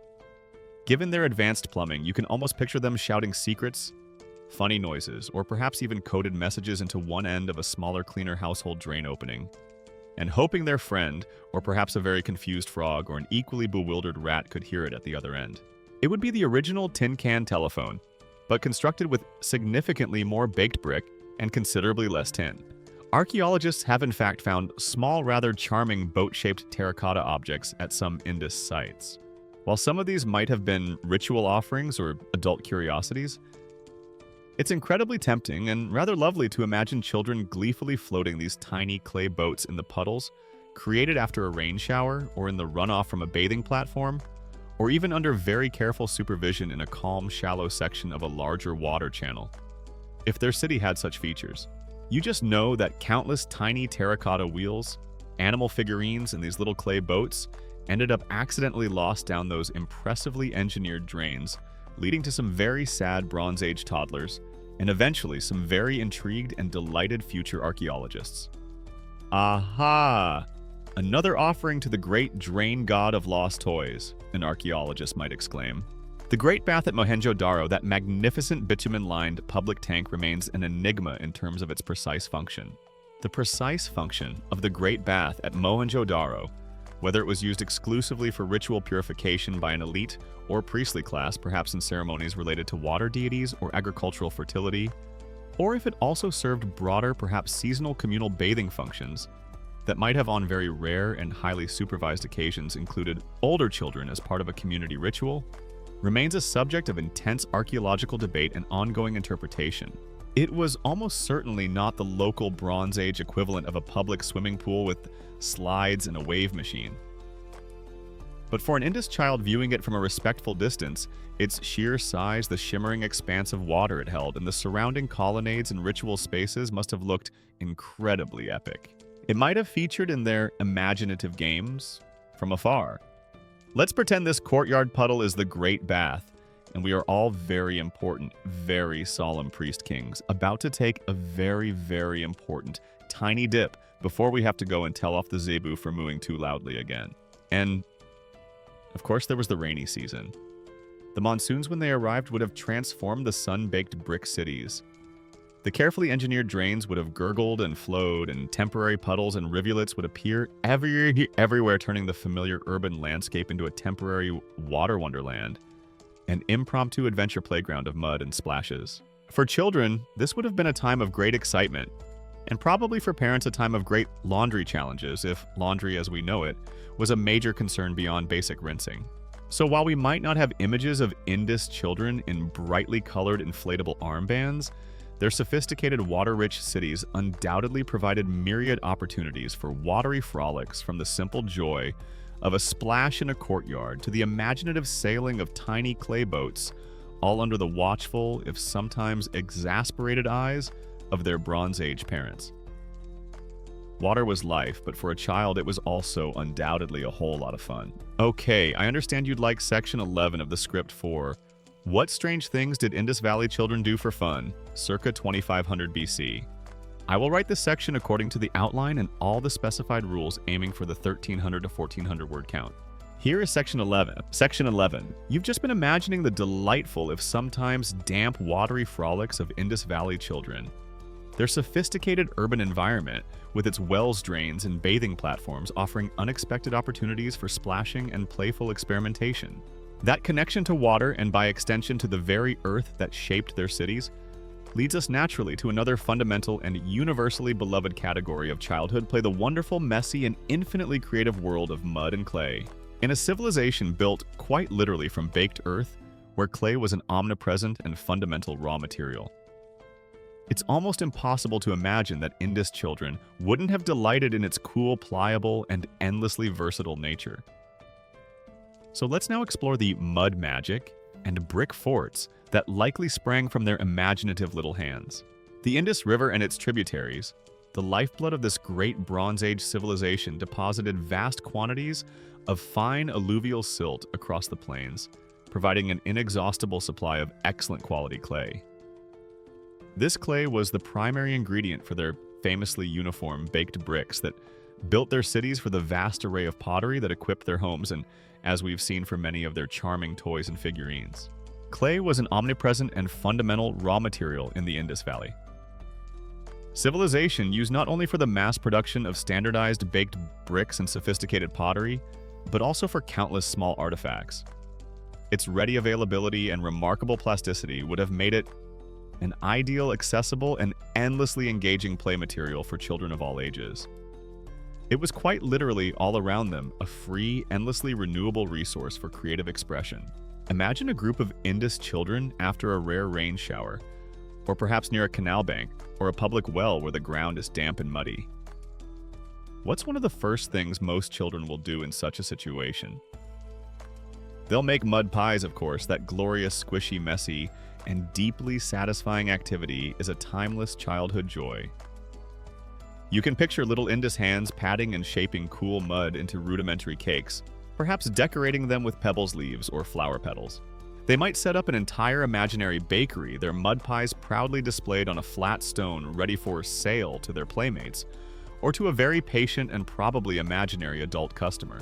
Perhaps some particularly enterprising Indus kids even ran a seasonal gourmet mud pie emporium, offering beautifully sculpted, sun-dried, but definitely not actually edible, one hopes, delicacies to their less artistically inclined playmates in exchange for a shiny river stone, a couple of spare terracotta wheels, or a particularly good whistling bird. The earliest form of artisanal, gluten-free, and entirely imaginary baked goods franchise. Beyond simple mud pies, as children grew older and their manual dexterity improved, their clay creations would undoubtedly have become more sophisticated. With a little water and a bit of kneading, that same ubiquitous Indus clay could be transformed into anything their imaginations could conjure.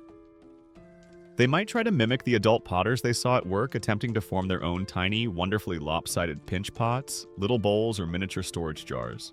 These wouldn't be the finely crafted, kiln-fired vessels their parents used, but rather sun-dried, ephemeral creations cherished for an afternoon, and then perhaps crumbling back into dust or re-wetted and reshaped into something new the next day.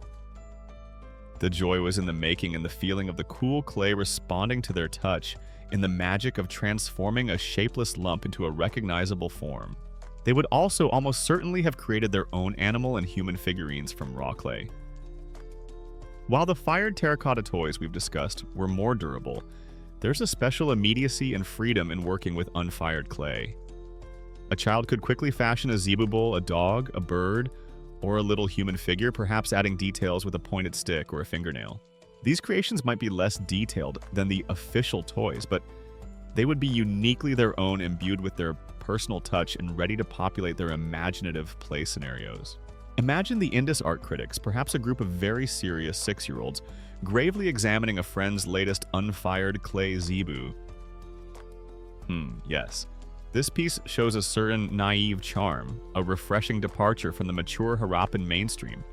But the tale is perhaps a bit derivative of the early Harappan period's minimalist phase. 2 out of 5 shiny river pebbles for effort. And then there were the bricks. The Indus Valley civilization is famous for its mastery of brick making, those standardized kiln-fired bricks that built their impressive, orderly cities. While children probably weren't allowed to play on active construction sites, One hopes there would have been no shortage of discarded broken, or perhaps even conveniently borrowed bricks available. And what are bricks to a child if not the ultimate supersized building blocks? You can just picture Indus children with immense seriousness and concentration constructing their own miniature architectural marvels in their courtyards or in quiet corners of the city. They could build little houses for their figurines, sturdy walls for their toy animal enclosures, elaborate forts to defend against imaginary invaders, or even tiny child-scale replicas of the great public buildings they saw around them, like the granary or the Great Bath. Their brick forts were probably structurally sounder than some modern garden sheds, given their parents' likely expertise in the principles of Harappa and bricklaying. No utnapishtim. That crenellation on your otherwise excellent defensive wall is not up to the prevailing Indus Valley building code. The angle is all wrong. Demolish and rebuild with proper bonding, or the imaginary invading hordes of grumpy badgers will surely breach it. Whether some of the cruder, very simple unfired clay figurines, or objects that archaeologists sometimes find in domestic Indus contexts, were indeed the spontaneous, ephemeral creations of children at play, or if they represent roughouts by adult artisans still learning their craft, very rudimentary votive offerings made by less skilled individuals, or even just accidentally shaped and then discarded lumps of clay from some other activity, is often quite difficult for archaeologists to determine definitively without clearer contextual indicators or extensive comparative ethnographic studies of children's play in similar cultural and environmental settings. But the sheer ubiquity of clay as a material and the universal human tendency for children to play with whatever is at hand makes it almost certain that a vast amount of such creative mud magic occurred daily, most of it leaving no permanent trace. This ephemeral nature of much of their clay and mud play is in itself a rather lovely and poignant thought. Countless masterpieces of childhood imagination, intricate mud cities populated by pebble people and leaf boats, sailing down tiny hand-dug canals in a rain-soaked courtyard, carefully sculpted sun-dried animal parades, ambitious if slightly wobbly brick towers reaching for the Bronze Age sky. All would have been created with immense joy and concentration, only to dissolve back into the earth with the next downpour or be swept away by a practical parent. The world's first and most thoroughly biodegradable sculpture, parks and architectural wonders sadly lost to the rains and brooms of time. The parental sigh upon seeing a beautifully swept courtyard transformed yet again into a miniature, muddy, and somewhat chaotic replica of Mohenjo-daro. After a particularly enthusiastic play session, must have been a sound that echoed through the ages, a timeless lament understood by parents everywhere. But the joy of that creation, the magic of that muddy brick-filled fun, however fleeting, was undeniably real. You've just been delighting in the wonderfully messy, endlessly creative possibilities of mud magic and brick fort construction that likely filled many an afternoon for the children of the Indus Valley. Their hands sticky with the same alluvial clay that built their mighty cities would have shaped countless ephemeral worlds, tiny pots, and lopsided animal figures. But imaginative play isn't always a solitary affair, nor is it confined to inanimate objects. Across cultures and throughout time, children have formed profound bonds with living creatures, sharing their games, their secrets, and their affection with animal companions. So let's now gently peer into the courtyards and lanes of Mohenjo-daro and Harappa and wonder, did Indus children have furry playmates? Did they share their fun with ancient pets?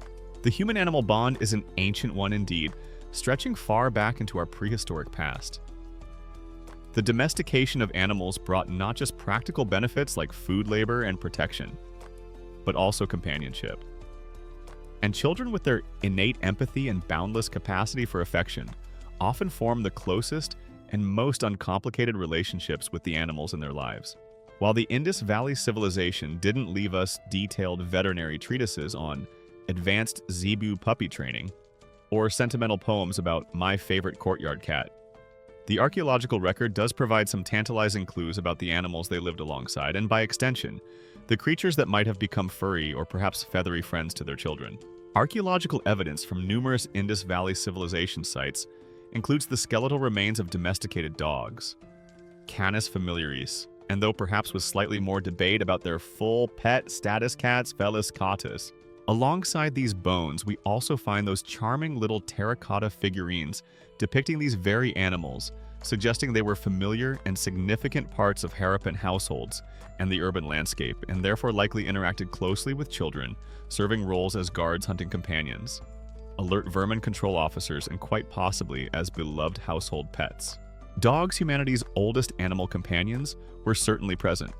These weren't necessarily the carefully curated breeds we see today, but sturdy, adaptable canines, perhaps resembling modern pariah dogs or dingo-like forms.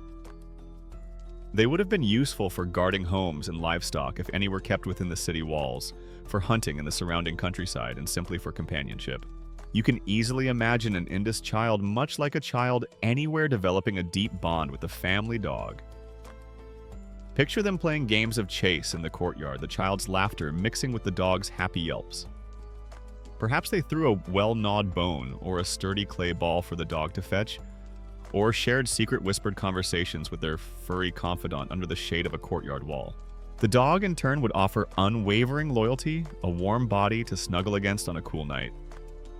Though Indus nights weren't always cool, and a vigilant, if sometimes overly enthusiastic alarm system against any approaching strangers or particularly audacious squirrels.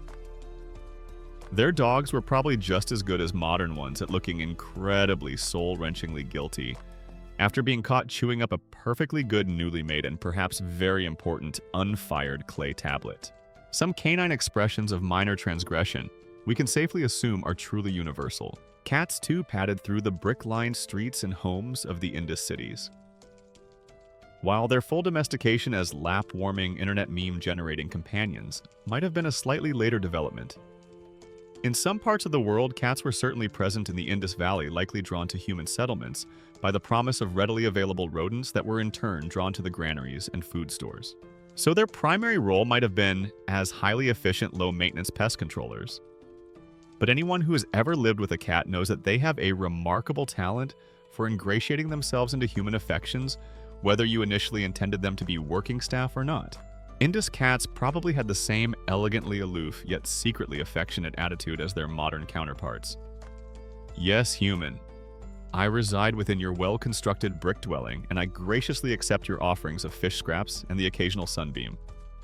But do not for one moment think that I belong to you two-legger. Now, if you'll excuse me, that particularly interesting shadow in the corner requires my immediate and intense scrutiny.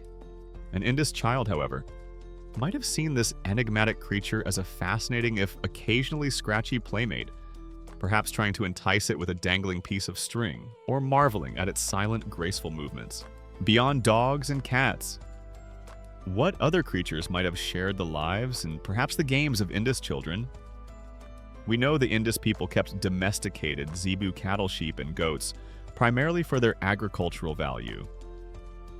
While a full-grown zebu bull isn't exactly a cuddly pet, young calves' lambs or kids, if kept within the household compound for a time, could certainly have become objects of affection and playful interaction for children.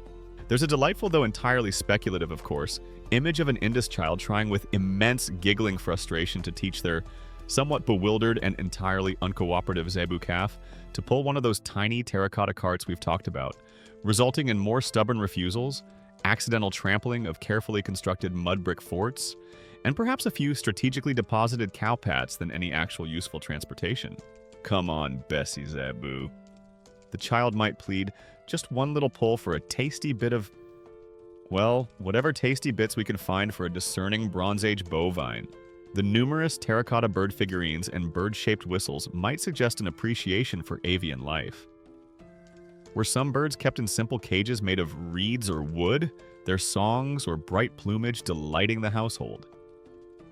It's certainly possible, though. Direct archaeological evidence for bird cages is understandably very rare given their perishable materials. And what about slightly more exotic or unusual pets we know from the toy figurines that monkeys were familiar to the Indus people? Were actual monkeys sometimes kept as pets, their mischievous antics providing endless entertainment and probably endless trouble? It's plausible, as monkeys were kept as pets in many other ancient cultures. And what about smaller wild creatures? Might an Indus child have tried to tame a squirrel, a mongoose, which would have been very handy for dealing with any unwelcome snakes, or perhaps even a particularly placid lizard, keeping it for a while as a treasured if temporary secret friend? This kind of opportunistic pet keeping is a common feature of childhood curiosity about the natural world.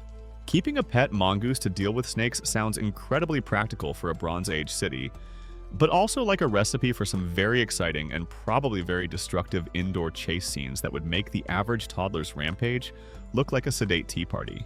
The precise nature of the human-animal bond in the Indus Valley civilization, particularly the extent to which animals like dogs and cats were viewed and treated as individual pets with strong emotional significance by children and adults alike, as opposed to primarily serving their more obvious utilitarian functions, like guarding hunting or vermin control, is a subject of ongoing interpretation and gentle debate based on the available skeletal evidence. The iconographic representations on seals and pottery, and the contextual finds of all those delightful animal figurines. Some terracotta figurines, for instance, depict dogs wearing what appear to be collars, hinting at a degree of domestication, ownership, and control that certainly leans towards a more pet-like status. Imagine a little Indus child proudly showing off their dog's fashionable new collar, perhaps made of twisted plant fibers or even adorned with a few carefully polished shell beads if such things existed, for canine couture in 2500 BC. If only we could ask those little terracotta dog figurines what secrets they witnessed in those ancient courtyards, what games they participated in, what whispered confidences they overheard. They're probably full of ancient tales of midnight snacks, daring escapes from the bathing platform, and the best places to bury a particularly interesting and slightly smelly bone. These furry or perhaps feathery or scaly playmates, whether real or imagined through their terracotta counterparts, would have added another rich dynamic and deeply comforting layer to the world of fun for an Indus Valley child. You've now had a delightful, if somewhat speculative, glimpse into the world of Indus Valley children and their animal companions, picturing them sharing their courtyard capers with loyal dogs, or perhaps observing the enigmatic aloofness of a household cat. These interactions with living creatures would have added another rich layer to their daily fun. But play, especially in ancient societies where the line between childhood and adulthood was perhaps more fluid and preparation for future roles began. Early was often far more than just idle amusement. Many of the very activities Indus children engaged in for fun, their games with clay, their construction of miniature worlds, their manipulation of small objects, would also have served as a vital, if informal, form of education, playfully teaching them the future skills and cultural knowledge they would need as adult members of their sophisticated urban society. In many traditional cultures, learning happens not so much through formal structured lessons in a dedicated schoolroom, but through observation, imitation, and hands-on participation in the daily life of the community. And what is children's play in many instances, if not a delightful, self-directed imitation of the adult world? The Indus Valley civilization was renowned for its skilled craftsmanship in a variety of areas, including the mass production of beautiful, often wheel-thrown and intricately painted pottery, the meticulous creation of tiny, exquisite beads from semi-precious stones like carnelian and lapis lazuli, the masterful carving of those enigmatic steatite seals with their animal motifs and undeciphered script, and sophisticated metallurgy in copper and bronze. It is highly probable that children in these communities learn these essential crafts not through textbooks, but through growing up surrounded by them, by watching their parents and other skilled artisans at work, and by engaging in playful activities that mimicked these adult endeavors, using miniature versions of adult tools or products. Remember those tiny, perfectly formed pottery vessels we talked about, the ones that were almost certainly accessories for dollhouse-style play? As an Indus child carefully arranged these little pots, cooked imaginary meals in them, or perhaps even tried to fashion their own lopsided versions from a lump of wet clay, they weren't just having fun. They were also developing fine motor skills, learning about the properties of clay, understanding the shapes and functions of different types of vessels, and absorbing the aesthetic sensibilities of their culture's ceramic traditions. That messy but joyful afternoon, spent making mud pies and slightly squashed little clay bowls in the courtyard, could very well have been the first unacknowledged lesson in a long apprenticeship for a future master potter. Their version of an educational app was probably something wonderfully tactile, like, can you build a structurally sound, aesthetically pleasing miniature granary out of these slightly damp mud bricks? Before your little brother Utnapishtim the Destructor inevitably knocks it all over. High-stakes, very practical learning. Similarly, those ubiquitous baked bricks, the building blocks of their entire civilization, would have provided an unparalleled opportunity for playful learning.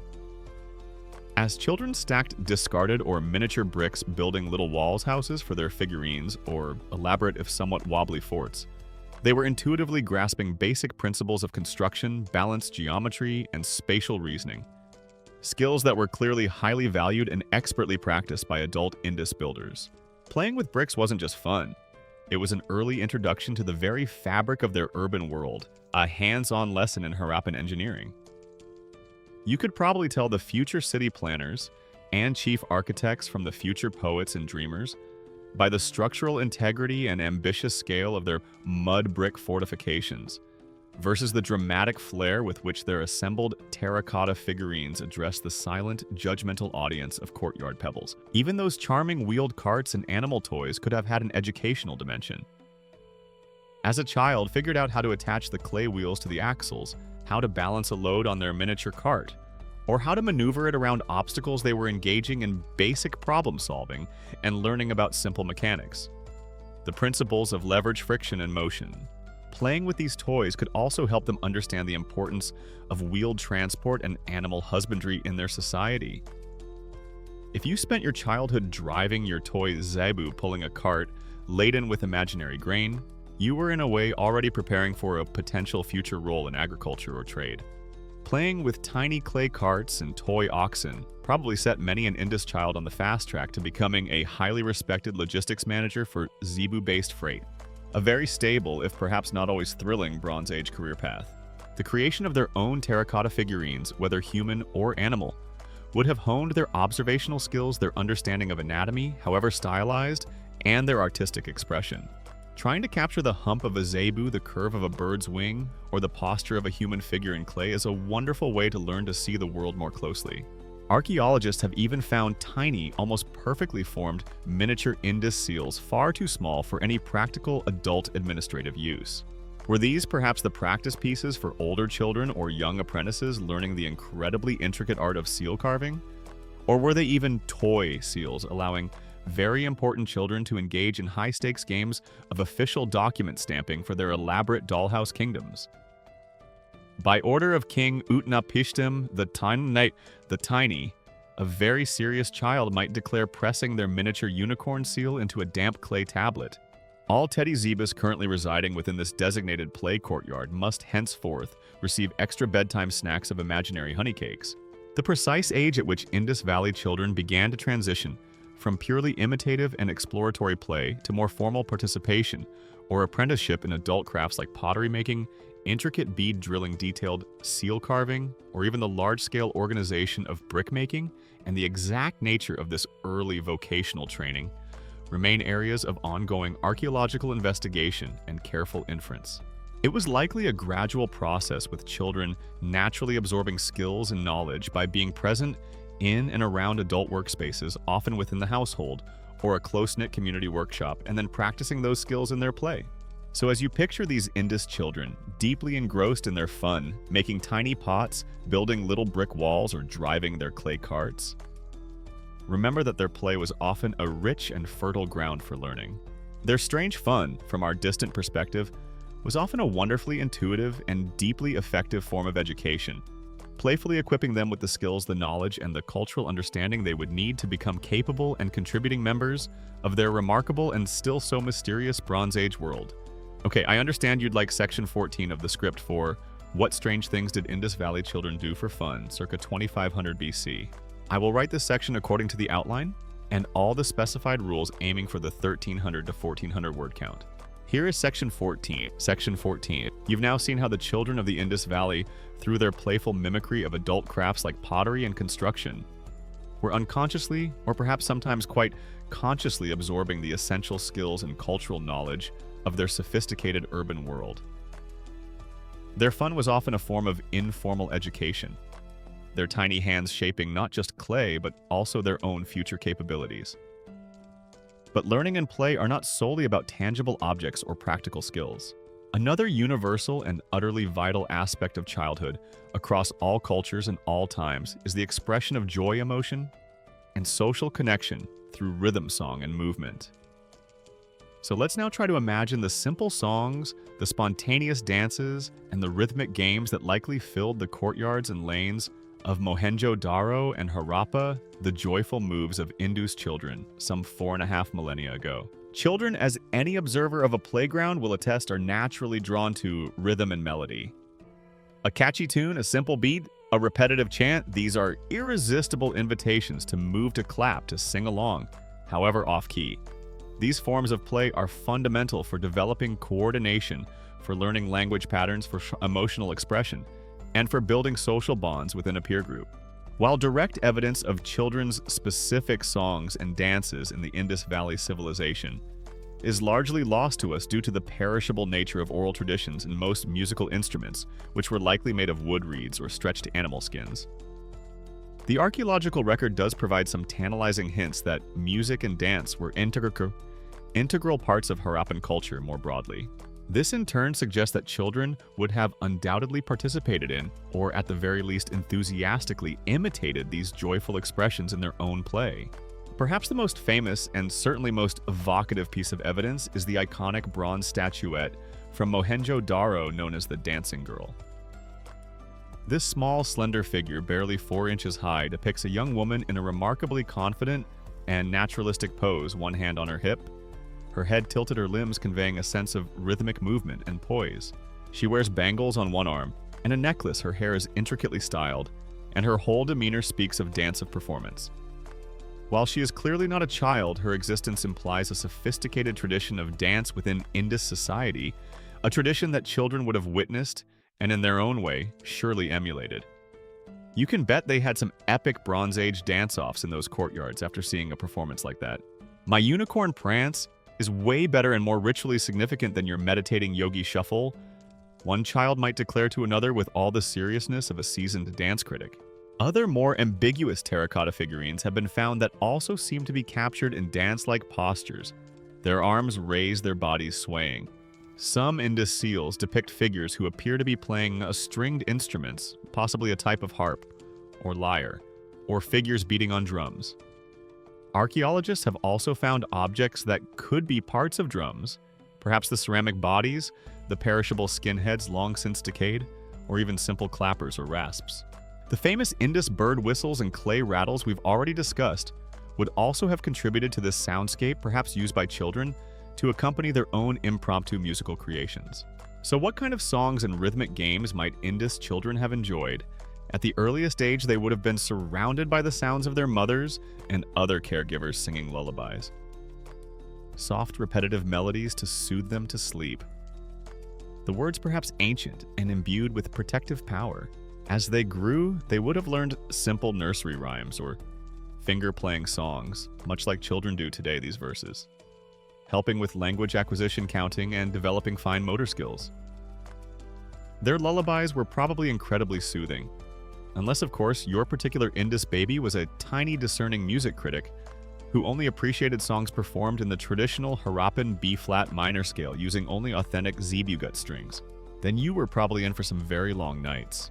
Counting out rhymes, those wonderfully nonsensical but rhythmically compelling chants used to decide who is it in a game of tag or hide and seek, are a universal feature of childhood. It's almost impossible to imagine that Indus children didn't have their own versions, perhaps involving the names of local animals, familiar objects, or even the mysterious symbols from their undeciphered script. Eeny, meeny, miny, mo catch a zebu by the toe. If he hollers, let him go.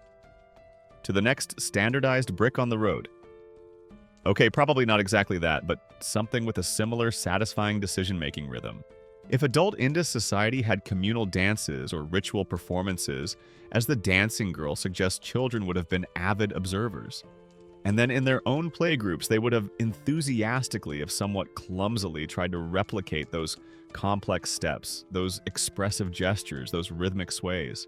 They might have formed their own little dance troupes, putting on shows for an audience of younger siblings, patient pets, if any, or perhaps just the unblinking terracotta figurines lining their courtyard stage.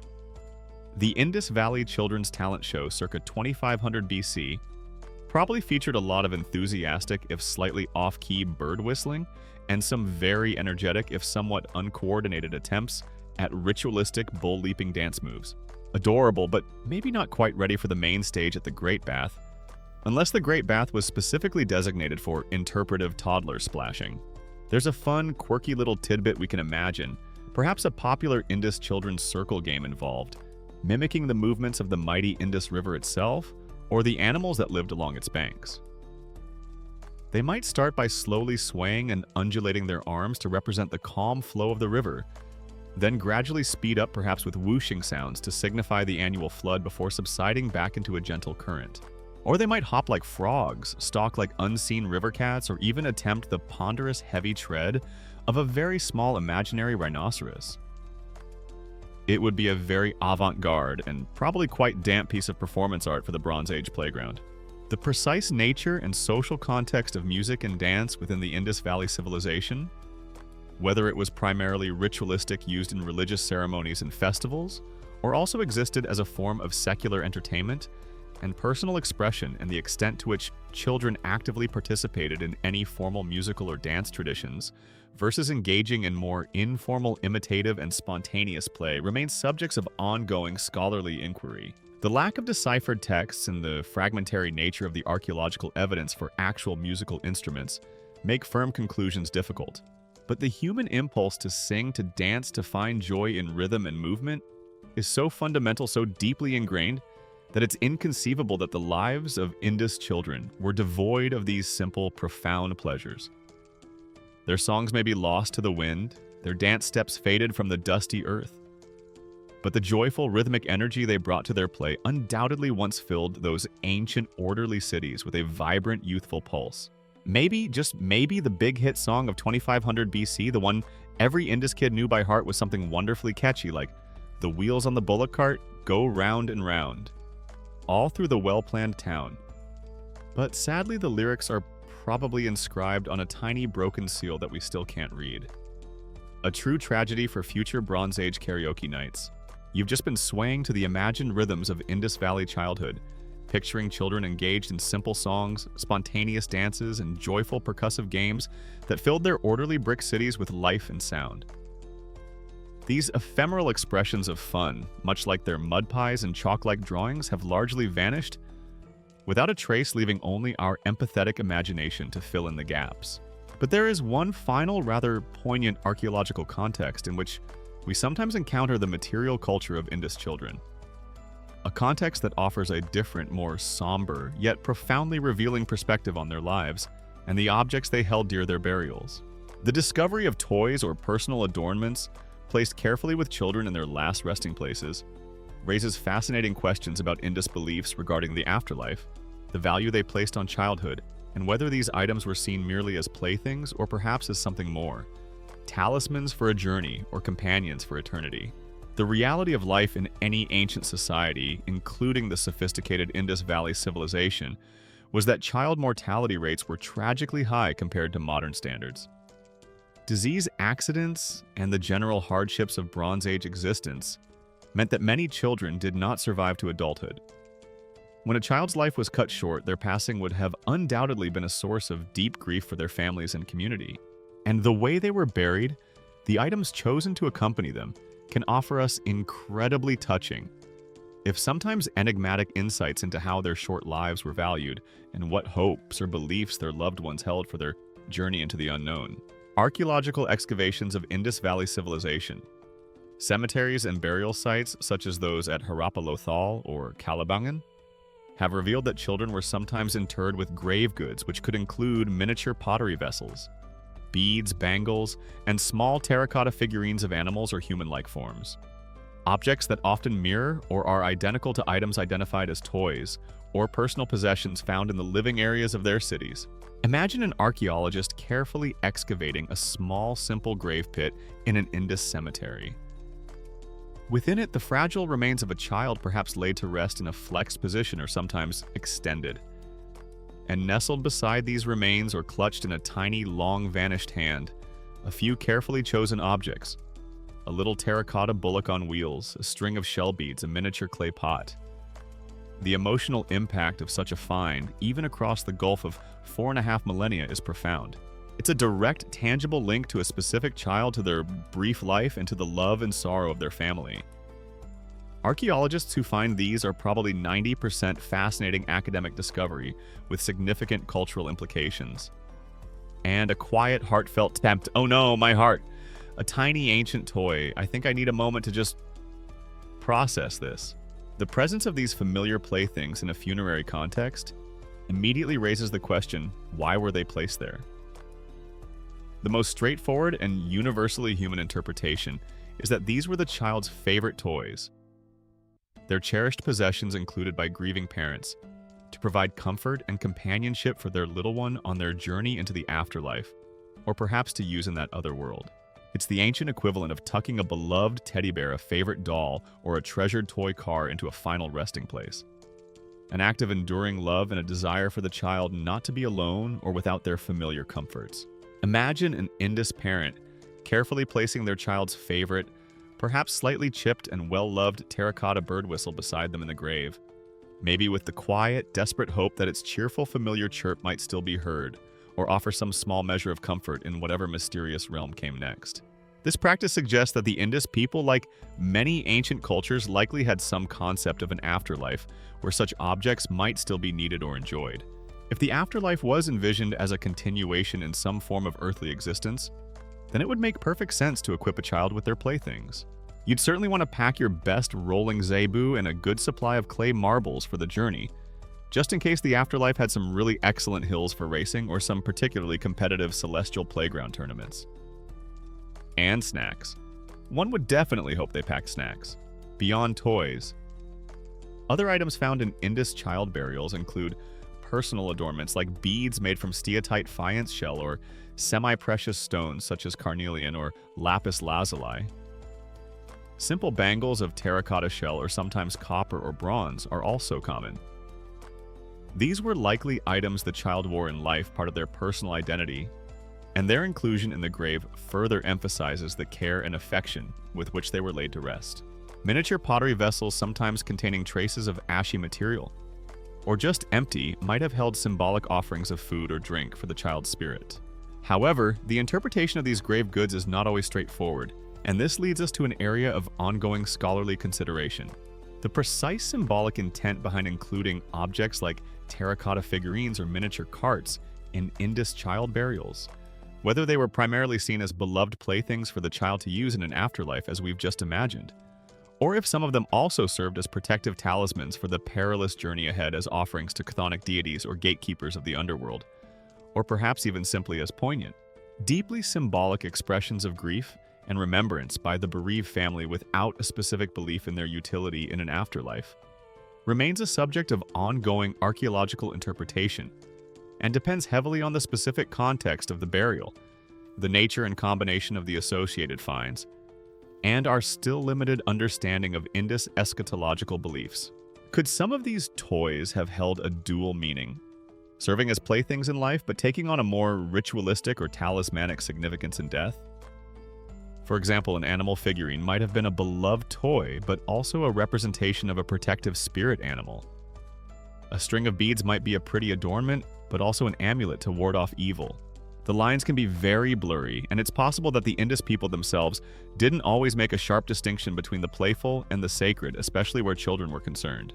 There's a quirky and rather touching fringe tidbit that in some rare instances a child burial might include an object that seems uniquely personal, almost customized, like a slightly misshapen clay animal that the child themselves might have clearly made with their own small hands, or a little collection of particularly colorful or unusually shaped river pebbles that they had treasured. These humble, almost idiosyncratic items, when found, offer an incredibly powerful and immediate glimpse into a specific child's world, their individual preferences, their tiny, lost joys. It's these finds that can truly make an archaeologist pause and feel the immense weight of time and the enduring universal nature of parental love and loss. The fact that some of these terracotta toys have survived for 4,500 years is in itself rather remarkable. That's a significantly better track record for durability than most modern plastic toys, which often don't survive a determined toddler or even just a normal school year for more than a week or two without suffering some catastrophic structural failure. These little clay carts and animals are a testament to the quality of Indus craftsmanship, even in their playthings. So as we gently consider these grave goods, these toys or talismans laid to rest with Indus children, we are reminded that even in the face of profound sorrow, There was a desire to provide comfort, companionship, and perhaps a touch of familiar fun for the smallest members of their society on their final journey. These poignant finds offer us one last, deeply personal window into the world of what Indus Valley children held dear, and the strange, or perhaps simply timeless ways in which their culture acknowledged the importance of play even in the shadow of eternity. Perhaps some of their games were indeed buried mid-play, a poignant, unspoken, to be continued elsewhere. Okay, I understand you'd like section 16 of the script for What Strange Things Did Indus Valley Children Do for Fun, circa 2500 BC. I will write this section according to the outline and all the specified rules, aiming for the 1300-1400 word count. Here is section 16. Section 16. You've just been contemplating the poignant practice of including beloved playthings and personal adornments in the graves of Indus Valley children, a testament to the affection they inspired and perhaps to beliefs about their needs in an afterlife. These finds, while somber, offer a very personal connection to the childhoods of this ancient civilization.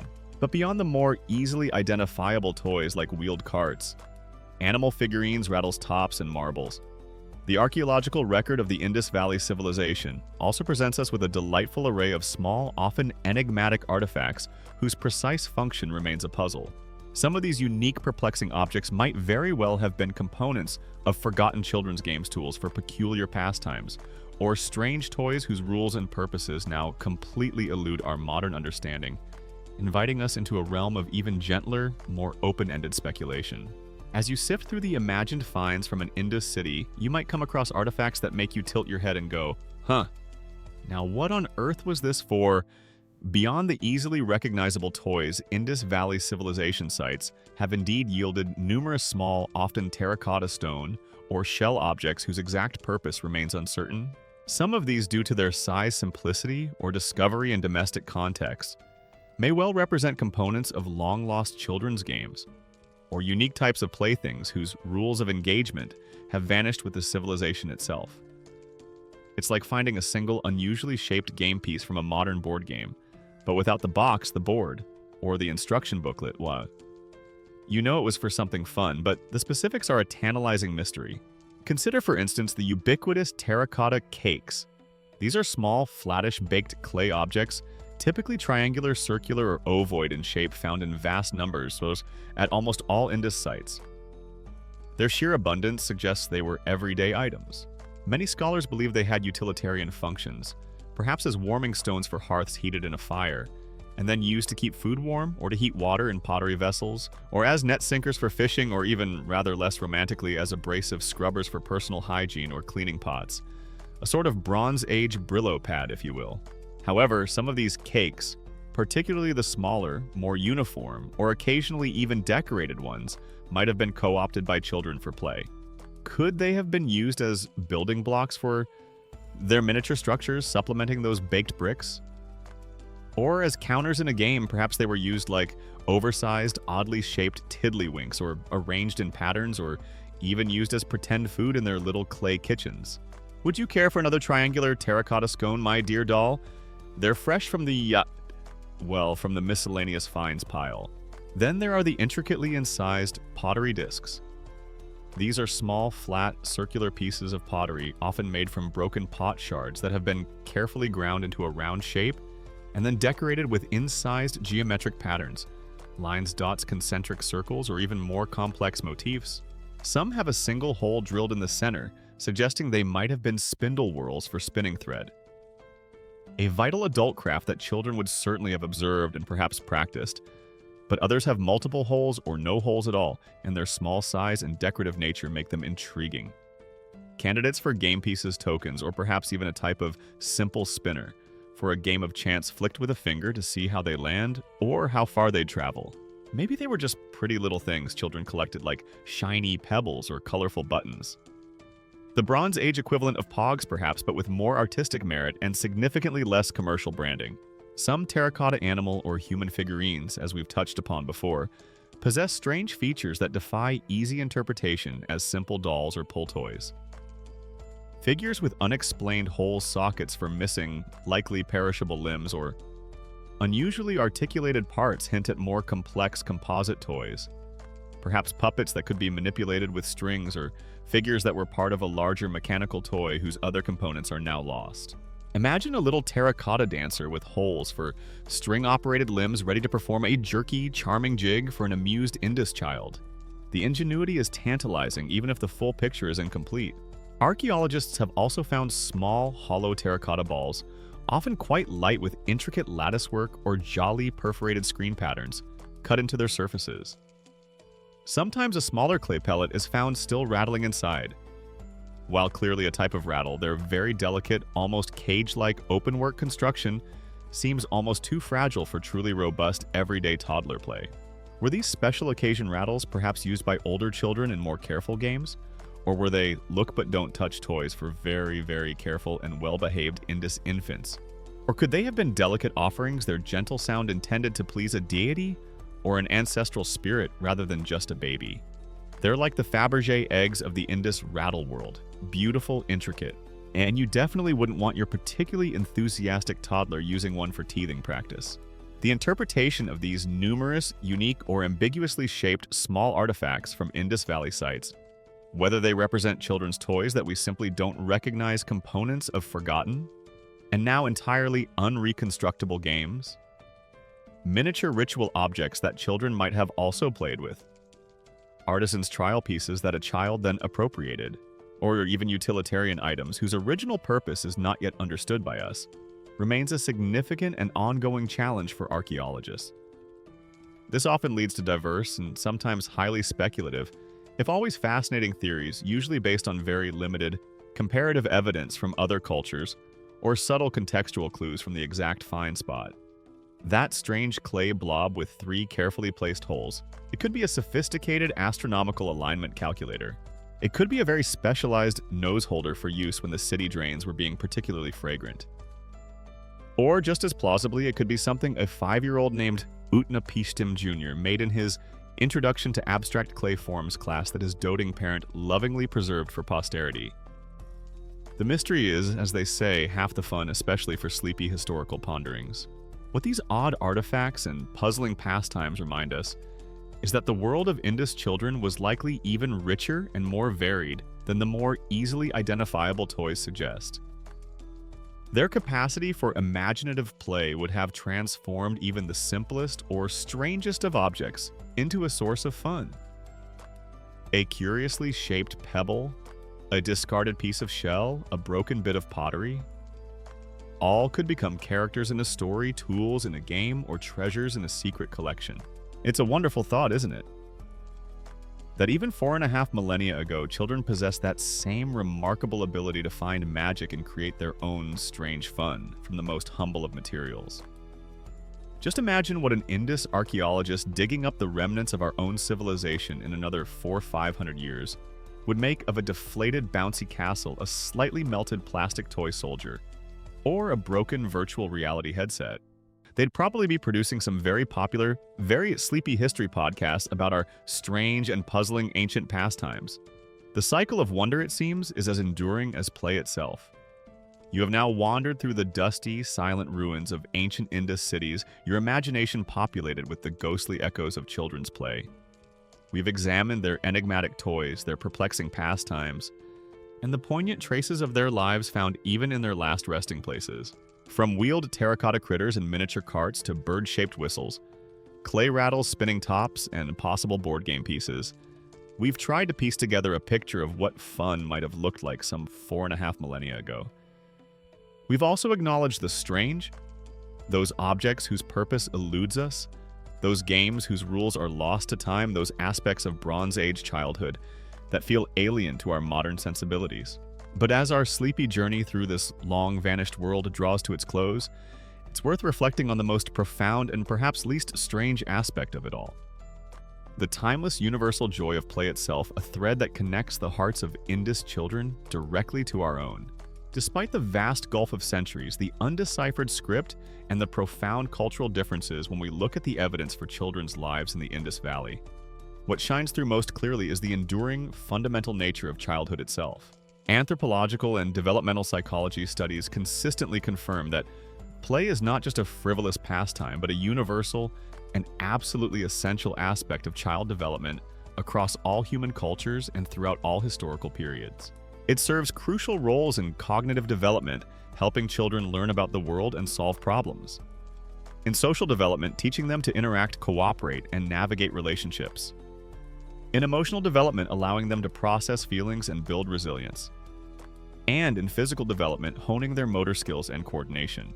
The children of Mohenjo-daro and Harappa, for all the mysteries that surround their civilization, were at their core simply children driven by these same innate human needs and impulses. Think about those charming terracotta carts and wheeled animals. Are they really so different in spirit from the toy cars, trucks, and pull-along animals that fill modern playrooms? The materials have changed from baked clay and wood to plastic and metal. But the fundamental joy of making something roll, of imagining a journey, of being in control of one's own miniature world of motion remains utterly timeless. An Indus child pulling their little zebu cart across a brick courtyard was likely experiencing the same focused delight as a modern child pushing a toy train along a track. Give a child a whistle in 2500 BC, they'll make a joyful, if perhaps slightly off-key racket. Give a child a whistle today, they'll make a joyful, if perhaps slightly off-key racket, possibly with added digital sound effects and a demand for an encore. Some core functions, it seems, are just built to last. Those little human and animal figurines, the miniature pots and pans, these speak to the universal urge for imitative and imaginative play, for creating stories and acting out social roles. An Indus girl arranging her tiny clay pots for an imaginary feast for her clay family was engaging in the same kind of developmental play as a child today, hosting a tea party for their dolls or action figures. The props may be different, but the underlying cognitive and social processes are remarkably similar. Maybe the great epic poem of the Indus Valley civilization, if we could ever read it, was actually Utna Pishtim, the unicorn goes to the Great Bath and has a slightly awkward encounter with a grumpy rhinoceros figurine. And all those little figurines were just the highly sought-after tie-in merchandise. We can only speculate with a gentle smile. Even the games of skill and chance, like those suggested by the clay balls and incised game boards, have their modern echoes. The focused concentration of aiming a marble, be it clay or glass. The thrill of a lucky dice roll, whether the dice are terracotta or plastic. The friendly competition, the learning of rules. These are all elements that resonate across the ages. You just know with absolute certainty that there was an ancient Indus equivalent of someone triumphantly shouting, "King me," or conversely groaning, "Not another 6, my zebu pawn is going to be stuck in the slightly too close to the main drain square for eternity." Some board game frustrations are truly universal. What then made their fun strange from our perspective? Perhaps it's less about the fundamental types of fun and more about the materials they used. The ubiquitous clay, the stone, the shell, the reliance on natural handcrafted objects rather than mass-produced plastics or complex electronics. Or perhaps it's the cultural context, the specific meanings and stories they wove around their play, which are now largely lost to us. The extent to which the undocumented oral traditions of the Indus Valley civilization, their myths, their fables, their children's songs, and their specific game rhymes might have shaped the particular narratives and symbolic meanings children attached to their toys and their imaginative play, beyond what we can possibly infer from the silent, material artifacts alone remains a tantalizing but largely inaccessible area of study for archaeologists and linguists, at least until someone finally cracks that beautiful enigmatic Indus script. If we ever decipher it, and it turns out to be mostly detailed rules for an incredibly complicated board game that no one ever quite understood how to play properly well, that too would be strangely and hilariously familiar to many modern households. The children of the Indus Valley lived without screens, without streaming services, without the endless digital distractions of our age. Their fun was necessarily more tactile, more directly connected to their physical environment and the materials at hand. Their imaginations had to fill in the blanks to animate the simple clay forms, to create the sound effects for their wheeled toys, to build entire worlds from mud and discarded bricks. And in this perhaps lies a quiet lesson for us all. A reminder of the profound and enduring power of simple play, of hands-on creativity, and of the boundless capacity of the human mind, especially a young one, to find joy and wonder in the world around it, however ancient or seemingly strange that world might be. Modern artisans and history enthusiasts sometimes try to recreate Indus Valley toys like those distinctive wheeled animals or the bird-shaped whistles using traditional techniques and locally sourced clay. Holding one of these replicas, feeling its weight and texture, trying to imagine the small hands that once held its ancient counterpart, can offer a surprisingly tangible if fleeting connection to those children of the distant past. It's like a 500-year-old playdate mediated by the timeless medium of baked earth.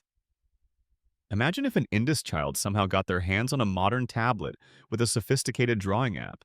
They'd probably master it in about 5 minutes, create some astonishingly intricate digital seal designs, and then try to trade the tablet for a really good, exceptionally wobbly terracotta zebu. Because at the end of the day, you can't just really pull a drawing app on a string through a dusty courtyard, can you? Some tactile joys, some ancient fun are truly eternal, their hearts beating with a rhythm that connects us all across the vast expanse of time. And as we finally draw the curtains on this sleepy exploration, the overwhelming feeling is not one of strangeness, but of a deep, gentle familiarity. The lost laughter of Indus children may be silent to our ears, but the echoes of their joy, their creativity, and their timeless spirit of play can still be felt, resonating softly from those tiny, precious treasures they left behind. The sun has long set over the ancient brick cities of Mohenjo-daro and Harappa. The dust of millennia has settled thickly, preserving their secrets, and among them these small, poignant hints of childhood. The little clay carts no longer trundle through the lanes. The bird whistles are silent, the game pieces lie undisturbed. Yet the spirit of play, that universal language of children, still whispers to us from these artifacts, a gentle reminder of the shared humanity that connects us across the vast river of time. The games may change, the toys may be fashioned from different materials, but the laughter, the imagination, the simple, profound joy of being a child at play, these are as enduring as the stars that once looked down upon those Indus courtyards. Let the image of those ancient children finding their fun amidst the wonders of their Bronze Age world bring a sense of peace and connection to your heart. Their world, for all its mysteries, was once as real and as vibrant as our own, filled with the same fundamental human experiences. As you drift now into your own quiet realm of slumber, may your dreams be light, and may you find comfort in the thought of those timeless, playful hearts that beat so long ago under a distant, ancient sun. The echoes are fading now, replaced by the gentle quiet of your own well-deserved rest.